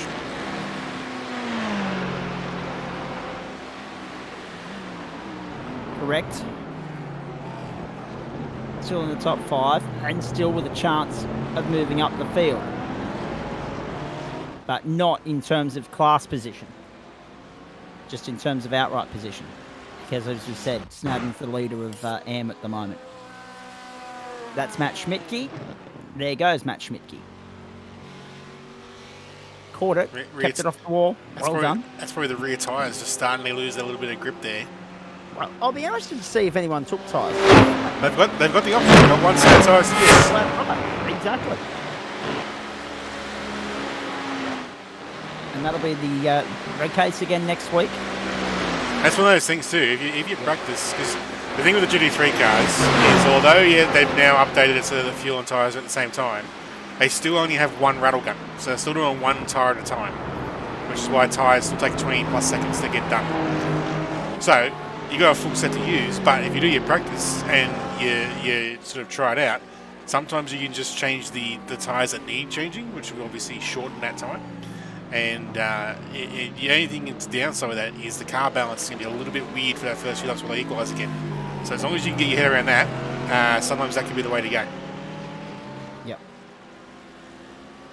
And that's the thing. For some drivers, that creature comfort, they will be able to adapt, and that experience and that skill set. Some might be able to. I know we mentioned Dave May earlier, but the invitation, the offer, goes out to anyone that might be heading west of the Blue Mountains next week to Bathurst to a high-tech oil 6 hour. Because the XLs are heading to town, and therefore after 4.5 years, so am I. Back to Mount Panorama, can't wait. You'll see me up in the XL paddock all weekend long. There will be a special 6-hour Sierra XL Bathurst Challenge special of my Saturday morning radio program on West Bromwell Radio as well, direct from trackside. Work is being put into that one behind the scenes this week. We're looking forward to it immensely. Johnson, Proctor, Carew, Snadden, Jennings and Dawson, the top 6 here. Then Baldwin, Holland, Wooden and Hayes. Hayes, one of the big movers of the night, up 12 spots to 10th from 22nd on the grid. Robert McGrath from 35th up to 14th, the biggest mover of the night. Hard charge forward. There you go. Unfortunately, Viz's, was it Wayne Vizzer that opted to start from pit lane? Didn't work out for him. The gamble didn't pay off.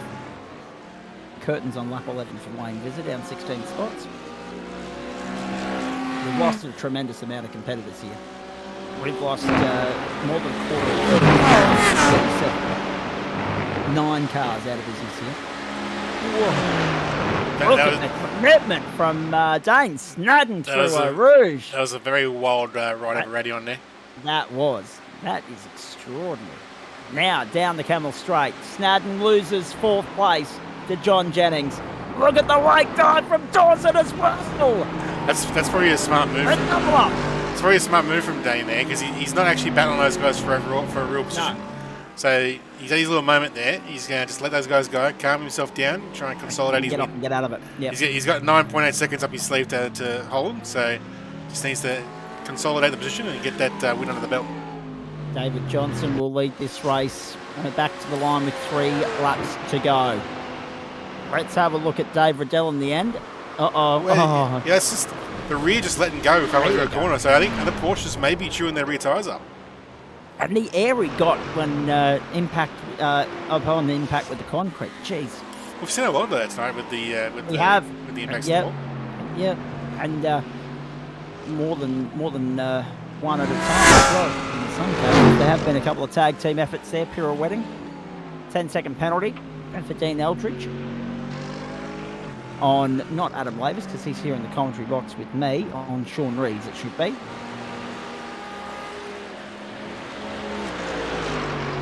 Couldn't imagine, well, if anyone was going to do it in the club, it would be Adam Lavis, but I couldn't imagine him being able to enter the broadcast all race at the same time. Produce and direct it. That'd be something to watch, though. Oh, you only envision you get a bit more on board. Yeah, exactly. Yeah, that might make for a little bit of mundane sort of viewing in the end there. You got the same view all night. Unless someone buy me another second computer and I'll get a button box and all that. It'd be very, very tricky to do. It would be, but if anyone can do it, I'd be backing you. Actually, it'd be a lot more than that because you need a button, you need a second computer, you need a second iRacing account. There's a lot of wasted money going on there. A lot of investment in infrastructure for very little. Yeah, exactly. We've got 5 minutes to go. We've got David Johnson on his way home. 2.5 laps. In trouble! There goes Stephen Gallacher. Another loss coming through the back high-speed section of the circuit. The final sector of the lap. And yet again, watch this. It's a little The switch. car stepped right and switched on the exit and then got the grass. And there's the rejoin. Uh-oh.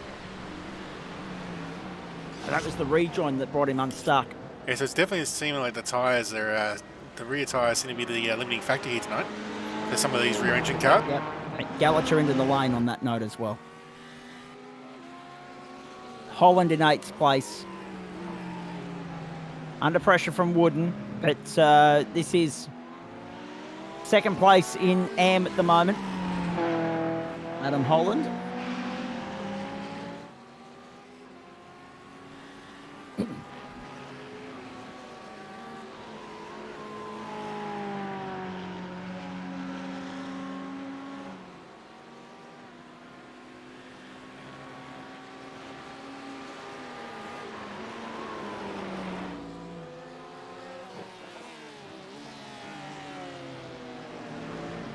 Through they go. William Yarwood, 12th. He's had a moment or two tonight as well. That's the 12th place Pro-Am car in this field. So only two AM cars in the top 14 at the moment, because William Yarwood is 14th outright. Franklin, under pressure from McGrath. Closest battle on the racetrack. Schmidt and Yarwood just behind them. Also locked in duel, locked in battle. There they were, both battles in shot momentarily. 2 laps to go, and David Johnson next time by the line gets the white flag. A little bit of overtime required to get the job done tonight, and it'll be 26 laps, and it'll be David Johnson's night, barring some sort of catastrophic failure in the back end here. GSRC action across Facebook, Twitch, and YouTube now, and nice to have you on board for the ride. Down the inside, Yarwood! Can he get the job done? No! Had nowhere to go on the end, it's all closed. Now down we go, 2:25 left on the clock. Johnson, Proctor, Carew, Jennings, Dawson, Snadden, Baldwin, Holland, Wooden and Hayes, the top 10. So Yarwood throwing everything at it here, trying to get by Schmidtke. So DJ, we getting the white flag next time by? That's right, exactly. We're inside that final 2.25 minutes. That threshold. So 26 laps like you predicted, so you get exactly that as a point. Yeah, I originally said 26-27, but then it firmed up very quickly. But it would be 26. We just lost enough time there with them not doing 2 minutes 15 with the pit lane transit as well, because some of those stops were, 10, 20 seconds. So we lost enough time, and it is a very slow pit lane at Spa. It's not a long pit lane, it's a slow pit lane. So, yeah, 26 on foot. Oh, Schmidtke with a moment on the exit of turn 9. There goes. Well, yeah, Yarwood didn't quite get enough of a run to capitalise that, but that was almost champ. Definitely and it almost is all you need around here. These guys, so white flag out, David Johnson on his way home. Those guys have got a lap and a half to go. We're past 5 o'clock server time. We're on the run to the checkered flag. Jennings still holding on to 4th place. Got the better of Dawson at the moment. Snadden and Baldwin behind them. Carew in 3rd. 1st, 2nd, 3rd, forget about it. No pressure there. Seriously, why build a flag marshal post when Barney's going to sit in with the spectators? Oh, jeez. Wide went Jennings on the exit. They did well, though. Gathered it up. Keeps Dawson at bay. A run down to Eau Rouge for the final. We've not seen much of former El Presidente tonight, David Johnson, but he's put in a scintillating performance. Converted pole beautifully into a commanding, dominant race win here. And this championship is well and truly alive going into the grand finale next week on the high-banked oval of Daytona International Speedway with the use of the road course for good measure too. Yarwood got him. That's going to be good fun. And Yarwood finally gets by Schmidtke. Yarwood into position number 13. Look at this. Jennings still withstanding the pressure from Alan Dawson. We've got less than half a lap to go for David Johnson. The clock's expired. The checkered flag will be out this time by. Here is the race leader. Flying the flag for the Bimmers at Spa. Bright coloured flag, wrong country. German power on top in Belgium. Round they come for the final time. It's Johnson's night. Got to the front, converted pole into an early lead, and then checked out, cleared off. Dave has not been challenged tonight, has he? Dave Riddell just at the fast lap of the race needs to come on lap.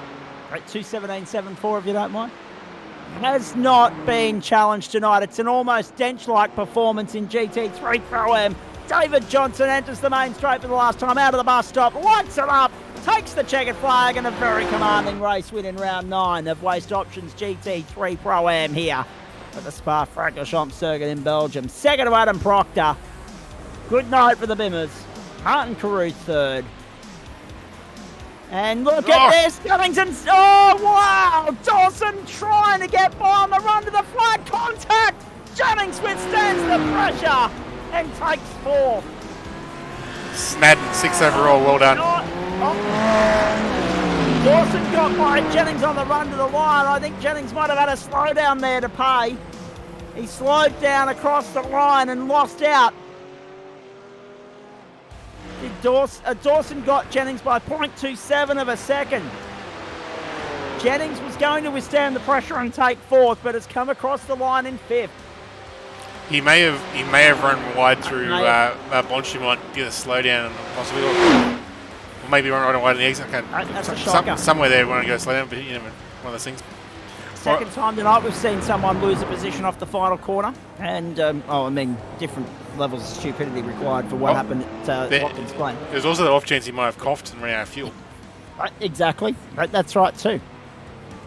So Snadden home for 6th place, and that was the win in GT3 AM. Then John Baldwin, Adam Holland, Scott Wooden and Andrew Hayes made up the top 10. Franklin McGrath, Yarwood, Schmidtke and Eldridge beyond that. Well done, William Yarwood in 13th there. Then Chiplin in for 16th, Rees, Gallacher, then Black and Riddell. Oh no, Kosh just got by Riddell on the run to the line. Kosh goes to 20 at the head of Dave Riddell. If we can get back to that, yeah, Kosh has got it and taken off. 15 AM up for grabs there. Kosh will come home in 20 at the head of Dave Riddell.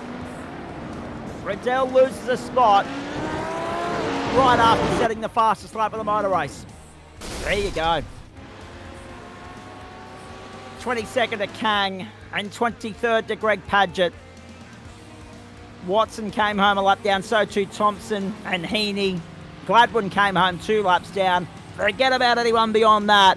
10 retirements in all of that. O'Loughlin, a late retirement. Fitzpatrick, Bradbury, Wooden, Matson, Vizza, Hanson, Hughes, Dickerson and Scholes.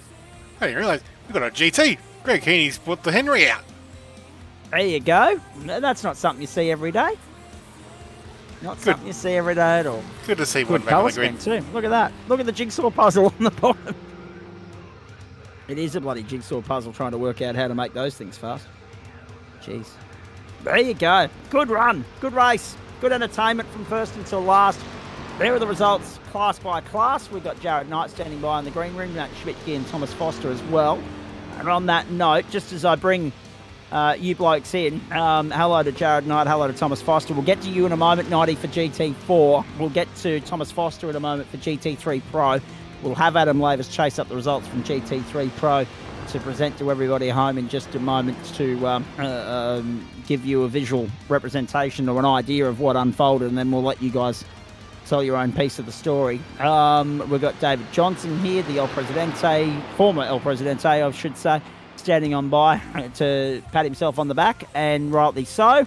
And we've got Matt Schmidtke here as well. El Presidente of 2000, and what was it, Johnson, last year? 2022, you were the president of the club? Yeah, I think it was last year. It already feels like a few years ago. Yeah, exactly. Yeah, that's exactly what I was getting at.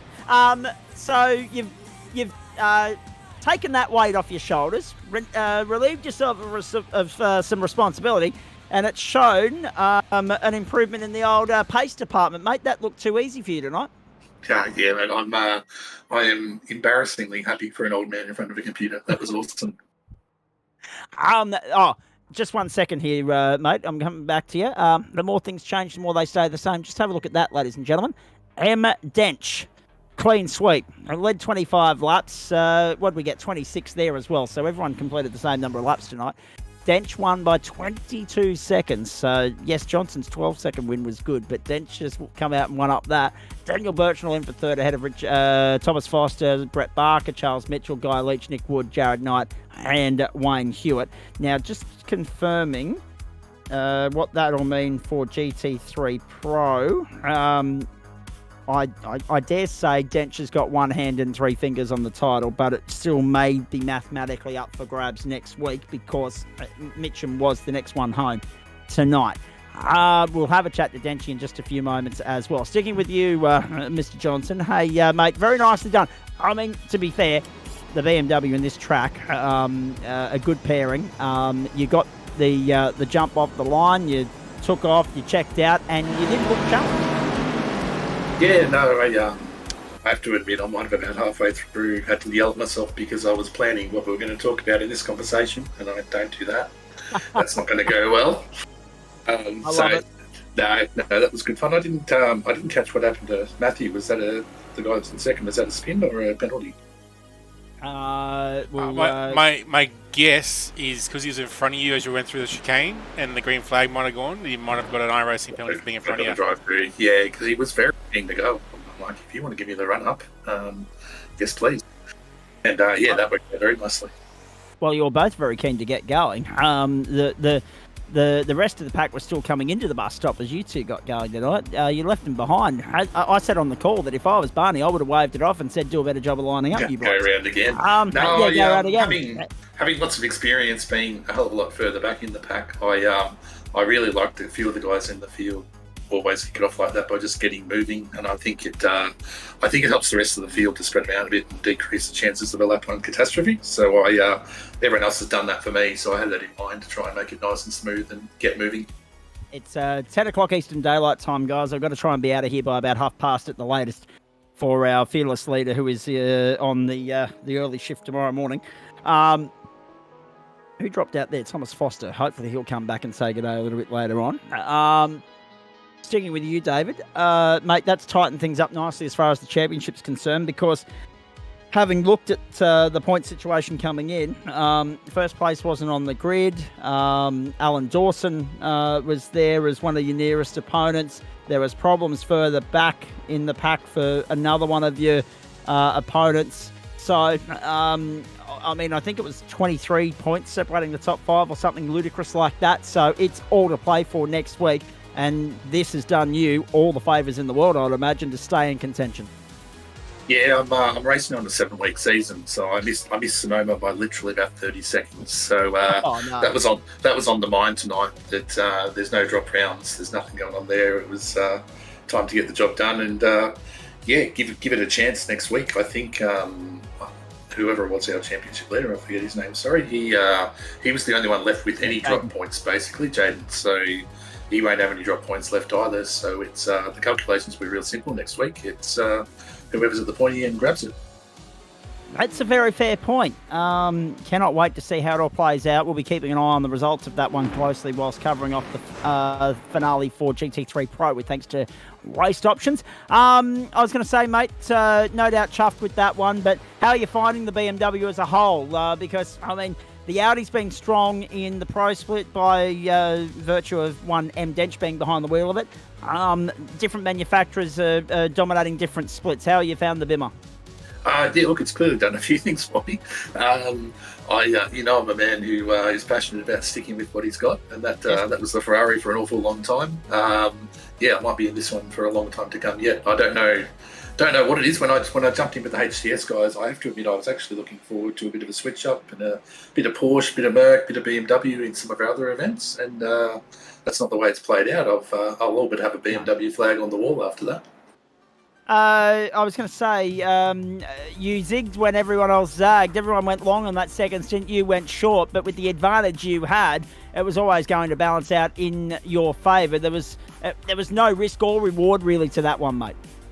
Yeah, look, I was probably a little bit more nervous than maybe on reflection I needed to be. I just, those guys in second, third, and fourth, they're all quality steerers, and if it went 8, 7, 6, they're good enough to get a bit of a smell and make myself a bit nervous. So, first stop's always as light as we can get it, just to get out and clear the traffic, and then the only moment to hold the breath was when I stopped a bit earlier than some of the others. Second stop, where was it going to come out and who was going to be around? But probably a good note to finish on. Yeah, there was ifs and buts about combining ProAm and Am. All the guys I lapped were awesome. Everyone was super respectful. Hats off to all of them. Well, that's exactly right. There were a couple of incidents, but that's just Spa, naturally. We were lucky that we got through the first lap unscathed. That's rare on this part of the world, or in this part of the world on this particular racetrack. But in saying all of that, you did yourself all the favours in the world by qualifying it on pole position, because that's the best place to be if you don't want to get embroiled in any of that drama early in the piece. So that worked in your favour as well, mate. And basically, when you're at the front end of town, it can be somewhat quiet, therefore somewhat nerve-wracking as well, because without the pressure on, you can get sometimes too complacent, but thankfully that didn't happen to you. No, I think Spa's a good one for rhythm. It was just, just do the laps. I didn't try and slow down at all at the end, because you go and then lift in the wrong spot and around she goes. And the breath might have been held the last few laps through Blanchemont, just going, please don't have something random happen. Yeah. How'd you find, actually, that's one point that I want to ask everyone about. How'd you find tyre wear tonight? Because it looked as though tyres were getting the better of a few people around Puyong and the likes tonight. No, I'll have to have a look. I honestly didn't think about it, so that's probably an answer to your question. A bit of BMW was always a bit snaky coming out of the last corner, but no, not drama at all. The way I pretty much approach 60 and 90 is tell myself repeatedly the tyres are great and never look at the numbers, and it kind of does the job. Thoughts on Daytona, mate, because that is the last stop. It's 90 minutes. It's the first time that we've done a GT3 grand finale at the venue. It's a while since we've visited there on a Monday night. How are you looking forward to that? Yeah, a bit of practice to be done in the week. I was overseas when the Daytona 24 was on, so there's a few blokes in the field who probably got 5 or 6 hours practice on me. So I better make up those 5 or 6 hours this week and get moving. Find some time, mate. Find some time. No, we wish you all the best in the season finale. And if we don't get to touch base with you next week, have a good Easter, and looking forward to seeing you firing on all cylinders when you're promoted to the pro split in next term's action, I would imagine, with performances like that. Yeah, I've been getting a bit of a stare up from the HCS guys. Must be paying somebody, and I think it's going to come to fruition when we hit the new season. The comment was made that you're actually the ProAm pace car at the moment. Look, I haven't got myself a Matty Dench mask. I might have to go and buy one if we're going to do that next week. There's a new idea for the merch range.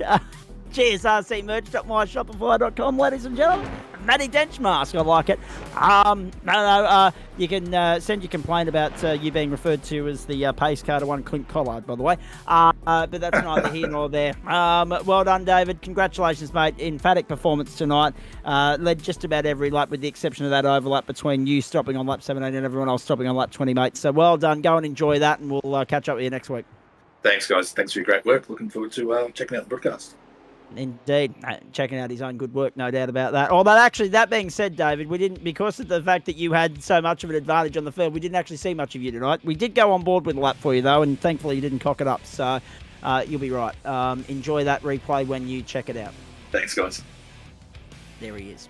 I stress that I only mention that he didn't cock it up because it's the Grant Gill curse. Grant's not here tonight. That's every time Grant goes on board with someone or puts the camera on someone, it all goes up in smoke. Let's bring in, with no disrespect to Matty Dench, I want to bring in Rd-9 firstly. 90, well done. Congratulations. Not so much on the GT3 result, but more so the GT4 result in the absence of Denchi, and we'll find out what the hell that was about in just a moment. But in the absence of Denchi, you made every post to win it tonight in a very challenging encounter. It was only a little bit of strategy play that saw you get your way through into the lead ahead of Sam Muir there in the pit stops. Yeah, it was a good thing I had a quick car early, and because qualifying was a bit left to be desired. But able to get onto the back of him, save a little bit of fuel, and almost cocked it up at the end with the back bunker in the final turn. That would have made it interesting. Yeah, let's actually have a chat about that. So you've mentioned two things there that are good conversation starters. One, what the hell happened in qualifying, because you made a rod for your own back there starting 6th. 2, you're lucky that all the trouble on the opening lap happened somewhat just behind you. And 3, that back marker, wrong place, wrong time. There's no way that the back marker should have been taking the racing line through that corner, in my opinion, and poor old Sam Muir got stitched up accordingly. But you had to navigate your way around that, and you did so rather smartly. Yeah, it was a little awkward. I'm pretty sure we caught I can't remember who it was, but we caught him in through the carousel as well, and I went wide, and Sam went down the inside, and it sort of evened itself out through that one. But yeah, it's a short burst between the second last and the last corner there, so that's true. Not a terrible amount of time to see some cars coming up behind you, but it is what it is, and it didn't cost me.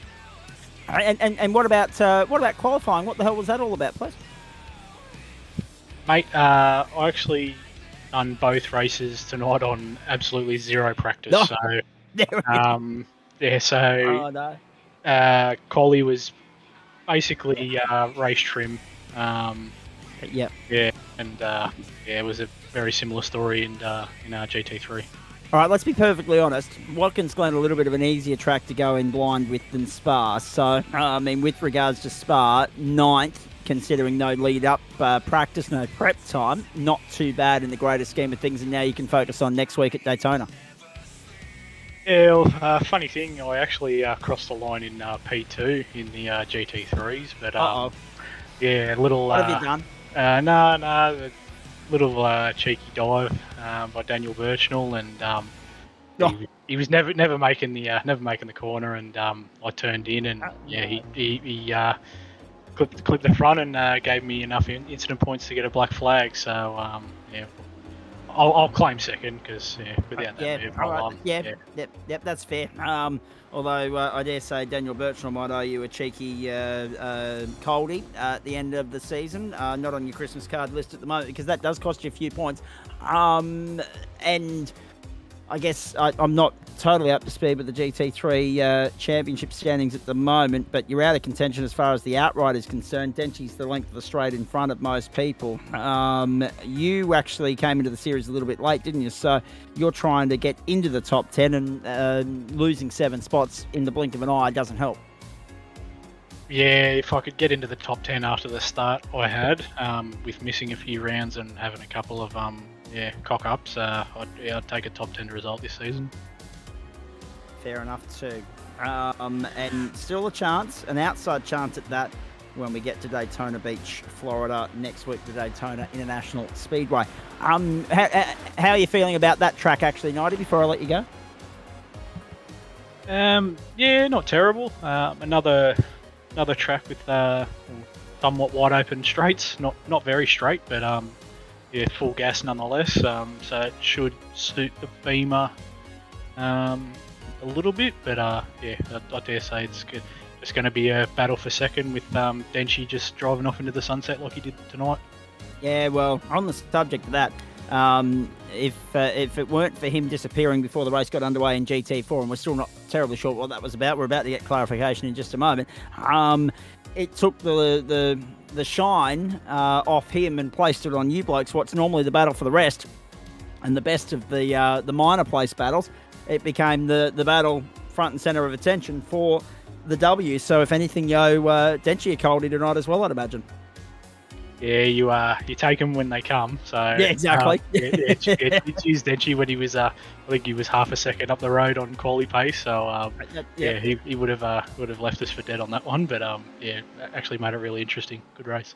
Caught all us off guard as well. We weren't terribly sure what was going on. 90, I'm going to let you go. Thank you, mate. Well done. Congratulations. Unlucky with Spa, but well done at Watkins Glen. Looking forward to Interlagos and Daytona next Monday night. Thanks for that. Yeah, cheers, Zachy. Thanks, mate. All right. Denchi, explain yourself, please, because we arrived here tonight and just waiting to see you clinch the title in GT4, wrap it up, put it up beyond any sort of reasonable doubt, and go into next week with a dead rubber and make it the perfect 7 from 7. And no one, I don't think, in club history has put 7 race wins together in GT4 on the trot. You did everything right in qualifying. You put it on pole. What happened after that, please? I just decided needed the extra time in the Audi to keep it pointing the right way for Spa. So yeah, okay, fair enough. Although that being said, I don't 100% agree, believe you, because a 22-second victory would suggest that you already had your I's dotted and your T's crossed there. Well, usually I'd say with that sort of lead, you're just out there cruising, but the entire race it was a battle with the car just to keep it pointing the right way. So. Well, we saw a couple of Audis come unstuck in ProAm and Am. So the same question I asked 90 to you. What about tyre wear? Was it tyres that was giving you some grief out there, or was it other factors? No, the tyre wear was perfectly fine. It was like 88% or something in the first stop, so that was really good. I think the tyre temperature might be just getting a bit too high for the Audi. It's really leaning on the rear tyres, and every second corner you're almost pointing the wrong way. So.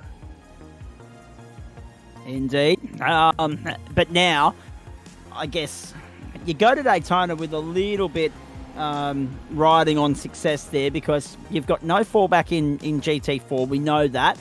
So that's Interlagos. I want to get your thoughts on that in a moment.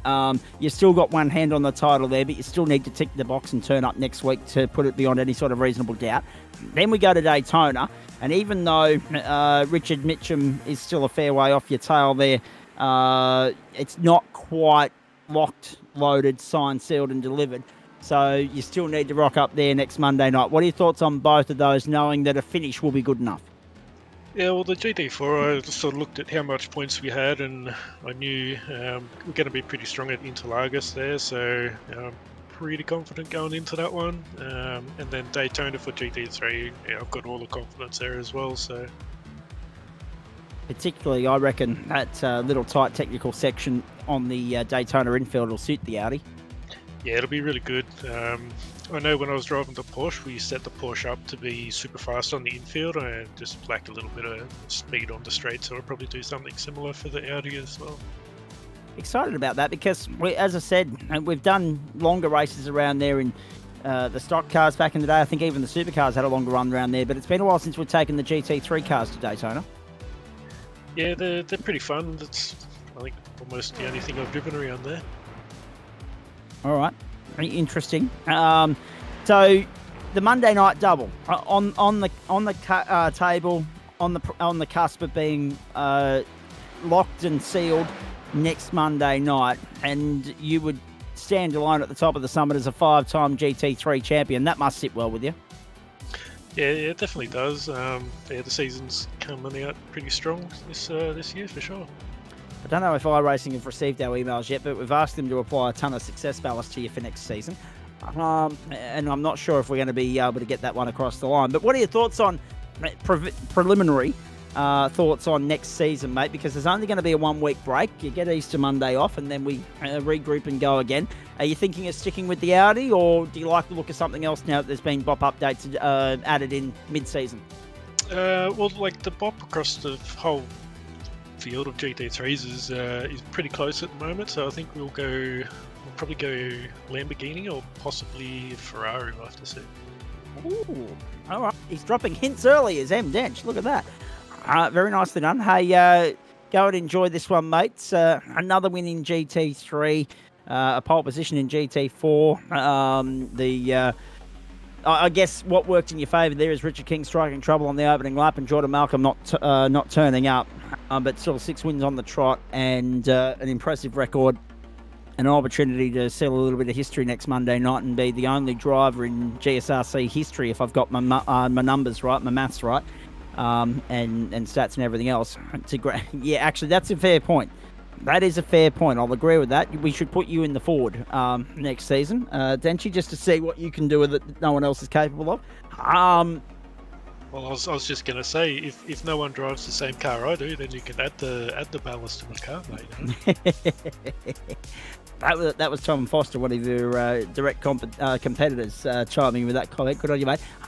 But no, you would stand alone as the only driver to do the double on a Monday night, win both the GT4, the Entree, and the main course GT3 championship, with thanks to waste options there, mate. I don't think anyone's ever done that in the same season in club history. So, for all the right reasons, we are very much looking forward to next Monday night. 2 great tracks and 2 great races on the agenda, on the schedule to wrap things up and put a full stop on this season. Look forward to seeing you then, mate. Thanks for that. Yeah, thank you. We'll catch everyone later.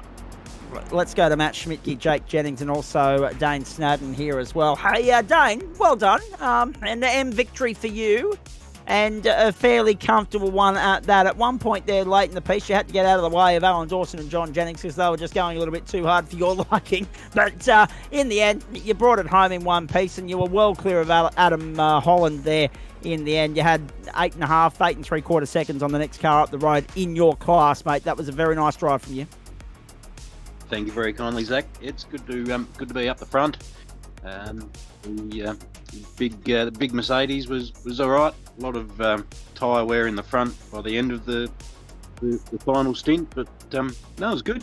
Sorry to interrupt, Dane, but can I just mention that courtesy of getting out of the way, I returned serve for that on the last lap. Last corner, I just moved over and went, here, mate, have that position. Well, actually, John, we would actually like to know, before I get back to Dane, and sorry because John's just trying to spatter in the works here. I normally run the circus at this time of the night, but I've been replaced. John, what did happen off that last corner there, please? Did you cough and splutter, or did you have a slowdown? What happened? Mate, I thought I hit him. I thought I'd done him wrong. Oh, okay, copy that. Yeah. Fair enough. It was just well timed because you're saying that he moved out of our way, so I thought I'd throw that in.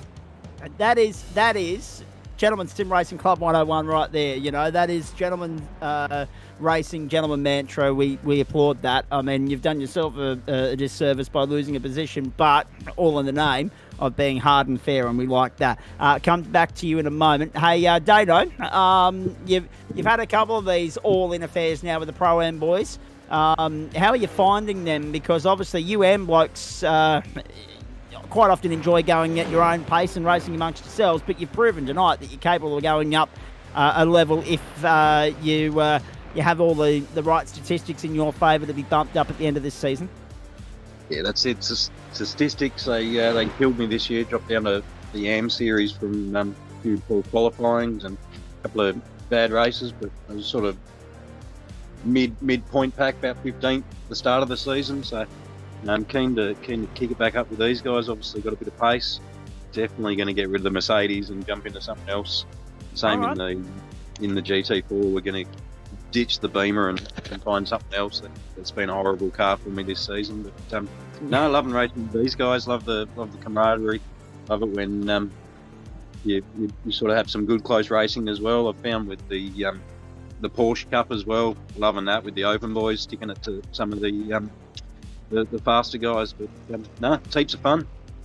I was going to say, just for clarification at my end, Adam Lavis, are these guys all in again at Daytona? Copy that. All right, so, yeah, I mean, at the end of the day, you've had a nice hit out with these guys tonight. Good experience in terms of multi-class racing, if you like, and now we go and do it again over a longer period of time next week. How are you feeling about next week and Daytona, Dane? Daytona's a ripper of a track, mate, so looking forward to that one. Just got to do what I did this week and get a really good qualifying. Qualifying really sucked for me at the start of the year, but working really hard on getting some good numbers and keeping on the track. That's probably been the main issue, keeping on the track in qualifying. But really looking forward to that and once again, just keep in front of that huge pack behind and stay out of all the carnage. You want the good news or the bad? I always take the good with the bad, mate. Yeah, all right. Well, let's start with the bad news. The deficit is 75 points, so a monumental disaster for Chiplin or Gladwin. Needs to happen for you to potentially win the AM title next week. However, in saying all of that, you've found yourself up into the top 3 now. You've jumped up 2 spots tonight. Yeah, up from 5th. I'm probably more invested in the Porsche Cup. I'm sitting in 3rd. Won a couple of guys, but that's really, really close in the Open Series. So I'm really invested this week to put in a really good showing and, hopefully pop out on top in the Porsche Open. Wow, look at how tight it is now all of a sudden in GT3 Pro-Am, ladies and gentlemen. So we'll get to Am in a moment. I've already spoiled that for you, but there is Pro-Am. 5 points. Alan Dawson to David Johnson, and then another 10 back to Jaden Aitchison, who missed tonight. 8 then back to Scott Wooden. So that's the top 4 covered by 23 points. Game on in the final round. 3 different manufacturers, 4 different drivers, 4 different teams. 1 title on the line. Cannot wait to see how AM wraps up next week. Adam. With 90 points on the line, that's basically the top 7 all mathematically decent chance, and Ian in 8th with an outside chance. Extraordinary.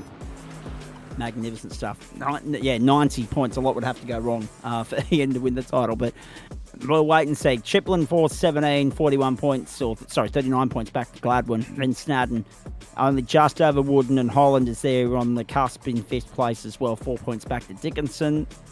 Forget about the rest because they're out of contention now. Kosh, Watson, Padgett and Hooper, the top 10.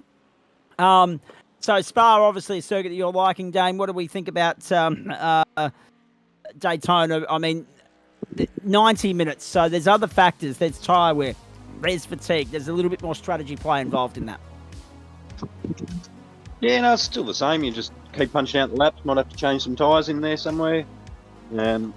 Sorry, she's a bit wet down here in Tassie at the moment. Well, you are surrounded by water. Just keep the same game plan and go out and hit the numbers. And I'm not as quick as some of the other people, but just keep hitting my numbers, and that's all I got to do, mate. I'm happy with that. Very nicely done. Good luck in the Porsches, mate. I haven't been able to stay across Wednesday Night Motorsport as much as I was last season because I'm not in the commentary box, and I've had other things happening that have kept me away from tuning in. But we wish you all the best with the final 2 weeks there, and obviously all the best for Monday night as well.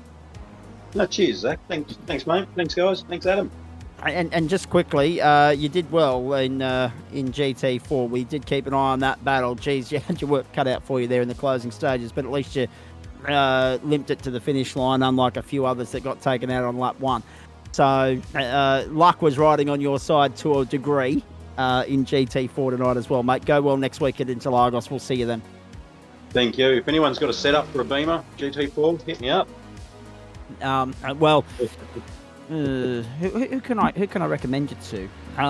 Maybe A. Lavis might have an idea of who to recommend it to, because I certainly names aren't coming to me at this point in time because it's certainly not M. Dent. She's out in the Mercs. So all good. Thanks, mate. Legend. Thanks, Zach. Thanks, guys. John Jennings and Matt Schmidt to finish this off. Matt, a late race scrap with William Yarwood, and you've just fallen short there. Yeah, it was pretty good fun there. Yeah, I just didn't. My tyres were cooked at the end. I forgot to check what the wear was, but yeah, I just couldn't hold on to it. What'd you make of the race as a whole? Because you started 20th, you moved up to 14th, so at least you went forward. I mean, it sounds as though you're not entirely satisfied with the way it finished, but at least you went forward. Yeah, it was going better. I think I was in 9th, and then I ran out of talent on pull-on and slid out, but I didn't hit the wall or anything, so a few cars went past, and then I dropped to, I think, 15th and got a few from other people spinning, and then lost that one again. So could have gone better, but better than I thought it was going to go. And season as a whole, how are we set up for next week? Is there anything riding on the line for you? Nah, I think I kind of threw it away the last couple of weeks. I could have got some half-decent results, but didn't quite go my way. Well, top 10 you're inside the top 10. You're in 9th place. Yeah, top 5 looks as though it's somewhat out of reach there, unless a lot of things go wrong for a lot of people ahead of you. But nonetheless, what are your thoughts? Provisional thoughts on Daytona? Because as I said, it's been a while since we've done a race there, let alone a 90-minute one. Yeah, I think I raced a couple of times before the 24-hour. I never did the 24-hour, so I've got a bit of practice around there, and I think I'll do better than I did this week. The Porsche just not good around Spa, or I'm just not good with the Porsche around Spa, one or the other, but didn't go as well as I was hoping, but not too bad. And same question I've been posing to everybody else. 3 weeks out from the start of the new season, pop-up dates applied. Are you going to stick loyal to the Porsche here, or are you looking elsewhere? Yeah, I'm not really sure. I'd like to try something else, but I don't actually own any of the current GT3s. No. I own the old Ferrari and the old Mercedes, but none of the current ones. And the old cost of living just means that new car purchases are a little bit of a bridge too far at the moment, I'm thinking. Yeah, maybe I'll see how the calendar pans out, but there's just some tracks that me and the Porsche don't get along. That is a very good point. Once the calendar drops, that's when the real wheeling and dealing begins, isn't it? Because you've got to pick a track that's going to be strong. You've got to pick a car that's going to be strong across the board. You might take a hit on 1 or 2 tracks, but you need something that's going to be strong and to your liking across the season for an average. If you're thinking degree of averages and finishing results and just consistency, rather than just going for one car and track combination, you've got to think about 10 tracks, and that's not an easy thing to do. Yeah, exactly. I think I do better on the tracks that seem to have the fast, sharp changes of direction, like that back section at Brands Hatch. I was pretty good at Magny Court through the chicanes. I wasn't too bad. So I think I like those tracks more than the Spa with the big sweeping corners. That's a fair point, and looking forward to seeing how you go next week, mate. What else is on the iRacing agenda for you in the meantime? Well, I'm kind of putting it around everywhere. I did 86 as the V and the Formula 3 last week. Nice. And I'm probably going to do the same this week. Nothing wrong with the Vs. They're my favourite. So the more bums on seats there, the better the spectacle as far as I'm concerned. Mate, I'm running out of time here, but we appreciate you stopping on by for a chat post-race. Good entertainment provided by you tonight in the closing stages there, particularly in that battle with William Yarwood, and we enjoyed keeping an eye on that and checking it out. So look forward to seeing what you bring to the table at Daytona next week. Yeah, no worries. I'll talk to you next time, I guess. Indeed you will. Thank you very much, Lee. Last but certainly not least, and very lucky that I can't apply a 5-second post-race penalty for a jump start, John Jennings. Welcome to you. No, let's be perfectly honest. Very entertaining night at the office, particularly that battle with Alan Dawson and Dane Snadden there in the closing stages, mate. You guys had your work cut out for you, because it became very clear early in the piece that the likes of Johnson and Proctor and even Carew to a point were in a different postcode. So the battle for the minors, it was just a case of keeping it consistent, keeping it clean, keeping it on the bitumen, and bringing it home and netting some championship points. It was great. There was a couple of things that people maybe weren't aware of how it unfolded was with the strategy. Because I was involved in an incident early on, I think it was lap 4, it put the car a bit out of shape and started thinking about other things. So I took an in-pit cost of, I think, 3 seconds to do tyres under fuel on my first stop, so I'd have a bit of a better run home, which seemed to work a treat. So that put me back a little bit, but unfolded nicely at the end. Unfortunately, I gave away a spot, as we've discussed. And I think you mentioned the jump start. I thought I was jumped. So No. I meant your jump start in the post-race show, just inviting yourself into the conversation. I was only joking. I'm only extracting a little bit of the proverbial. So don't worry too much about that. It. However, the jump start, that's a fair point, because there was a little bit of post-race investigation into that from Kevin Henderson because of overlaps and other things, because the horse bolted. The top two just saw their opportunity to march, and away they went and left all you guys second-guessing yourselves. Yeah, well, I think it was someone, P8, a BMW, that went flying past me at the start. And I'm not sure I'd have to double check which one was the actual start line because there is two there. One Yes. with the overhead, framework, but I think that's the old one. So it'd be the control line, which is your finish line, be the timing line for your starts, I believe. Oh, it actually, it's hard to tell because I know it's Suzuka that went to the other one, so it's a bit odd. Yeah. So it's really hard to tell with because there's no way to sort of check it unless you get a penalty. At least on the finishing line, you can just check whether the lap's finished. So. Yeah, well, I did save the start replay, so I'm going to have a look at that. And I think the incident that happened on lap 4, which was a bit unfortunate, I think that allocated the penalty to the wrong person. So I think there might have been someone that got a hard deal there, only by a mix-up of card numbers, because the guy doing the review of the race, he was busy. Mate, he copped it from every corner, from every car. So, it was like, check this, check it. He's like, which lap number, please? I don't know where I am. Yeah, Hendo's still in race control. He might be there till 2 o'clock tomorrow morning, the way things are going. Yeah, he had a lot to check. Well, so. He had a very busy night at the office. There was plenty of action, plenty of incidents, plenty to keep us entertained, and plenty to keep us on our toes. No doubt about that. Hey, John, rare occurrence that we see you in GT3 looking at the points table. You've only got 43 to your name. So that was from tonight. So yeah, so this is your first outing. So it was, mate. Yep. Is this going to become a more regular occurrence for you?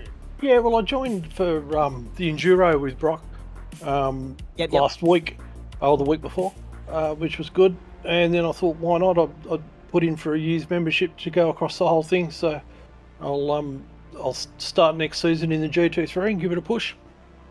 Very nicely done, and looking forward to it immensely. And just before we let you go, the Ferrari, are we happy with the car, or like everybody else, are you going to use that little break that we've got over Easter to play around and have a fiddle and see what else might tickle your fancy?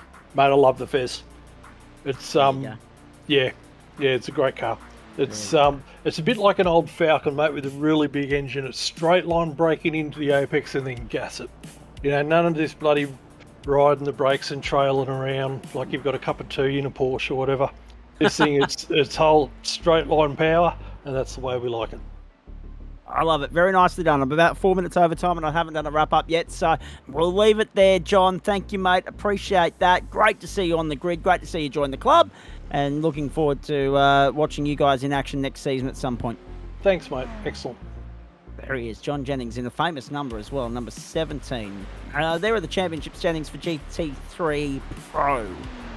72 the advantage, Dench and Mitchum. It's up for grabs next week. It's still on the line. Now, hang on, what's going on here, please? What's going on there with the red squiggly line next to Dench, please, Adam Lavis? What's going on? Okay, copy that. All right.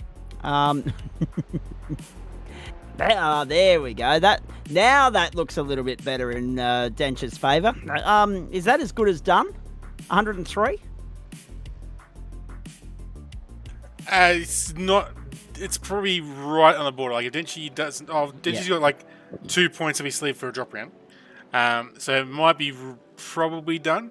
But with all the bonuses, Richard might be able to just get there. But it's a maybe. It's a very outside chance if Denchi doesn't turn up. I would hazard a guess that we are already staring down the barrel of a dead rubber next week. However, we will still be here front and centre, 7:25 Eastern Standard Time next Monday night. Matty Dench, 481 plays. Richard Mitchum, 378, 372 for Ash Collins, 259 for Thomas Foster, and 255 for Daniel Birchnell. Then Nick Wood, Wayne Hewitt, Aaron Cooper, Guy Leach and Brett Barker make up the top 10. Audi, Porsche, BMW and Lamborghini all in the top 10 at the moment, as well as Ferrari. So 5 different manufacturers in the top 10 at the moment. You have to look back to 14th and 15th to find the McLarens. Pro-Am, if we don't mind. We've already covered that off, and Am as well. Just to give us a quick refresher. Pro-Am. So at the top of that, it's 311 for Alan Dawson, 306 for David Johnson, 296 for Jaden Aitchison, and 288 for Scott Wooden. So the top 4 covered by 23 points. Well worth keeping an eye on next week. And the Am Adam Chiplin has good breathing space over Neil Gladwin and Dane Snadden there. The rest of it are foregone conclusions. So, technically 4 contenders there next week, but we are pretty certain that it'll be only the 3 of them, Chiplin, Gladwin and Snadden, to keep an eye on. The points for the teams, Gladwin and Wooden on top. Twitchy Foot's 1, 2 and 4 at the moment. HTS in third. Richard Mitchum, Nick Wood second. Ash Collins, Aaron Cooper third. Adam Chiplin and Stuart Thompson fourth. Reece Dickerson and Kelvin Little for Side Hustle in 5th place. We do it each Monday, Wednesday and sometimes Tuesday nights with thanks to the great people scrolling across the bottom of your screen, and we thank them once again for their ongoing support. Waste Options. Blackout Electrical Solutions. They needed that at the Gabba on, what night was it? Friday. And yet, nothing yet.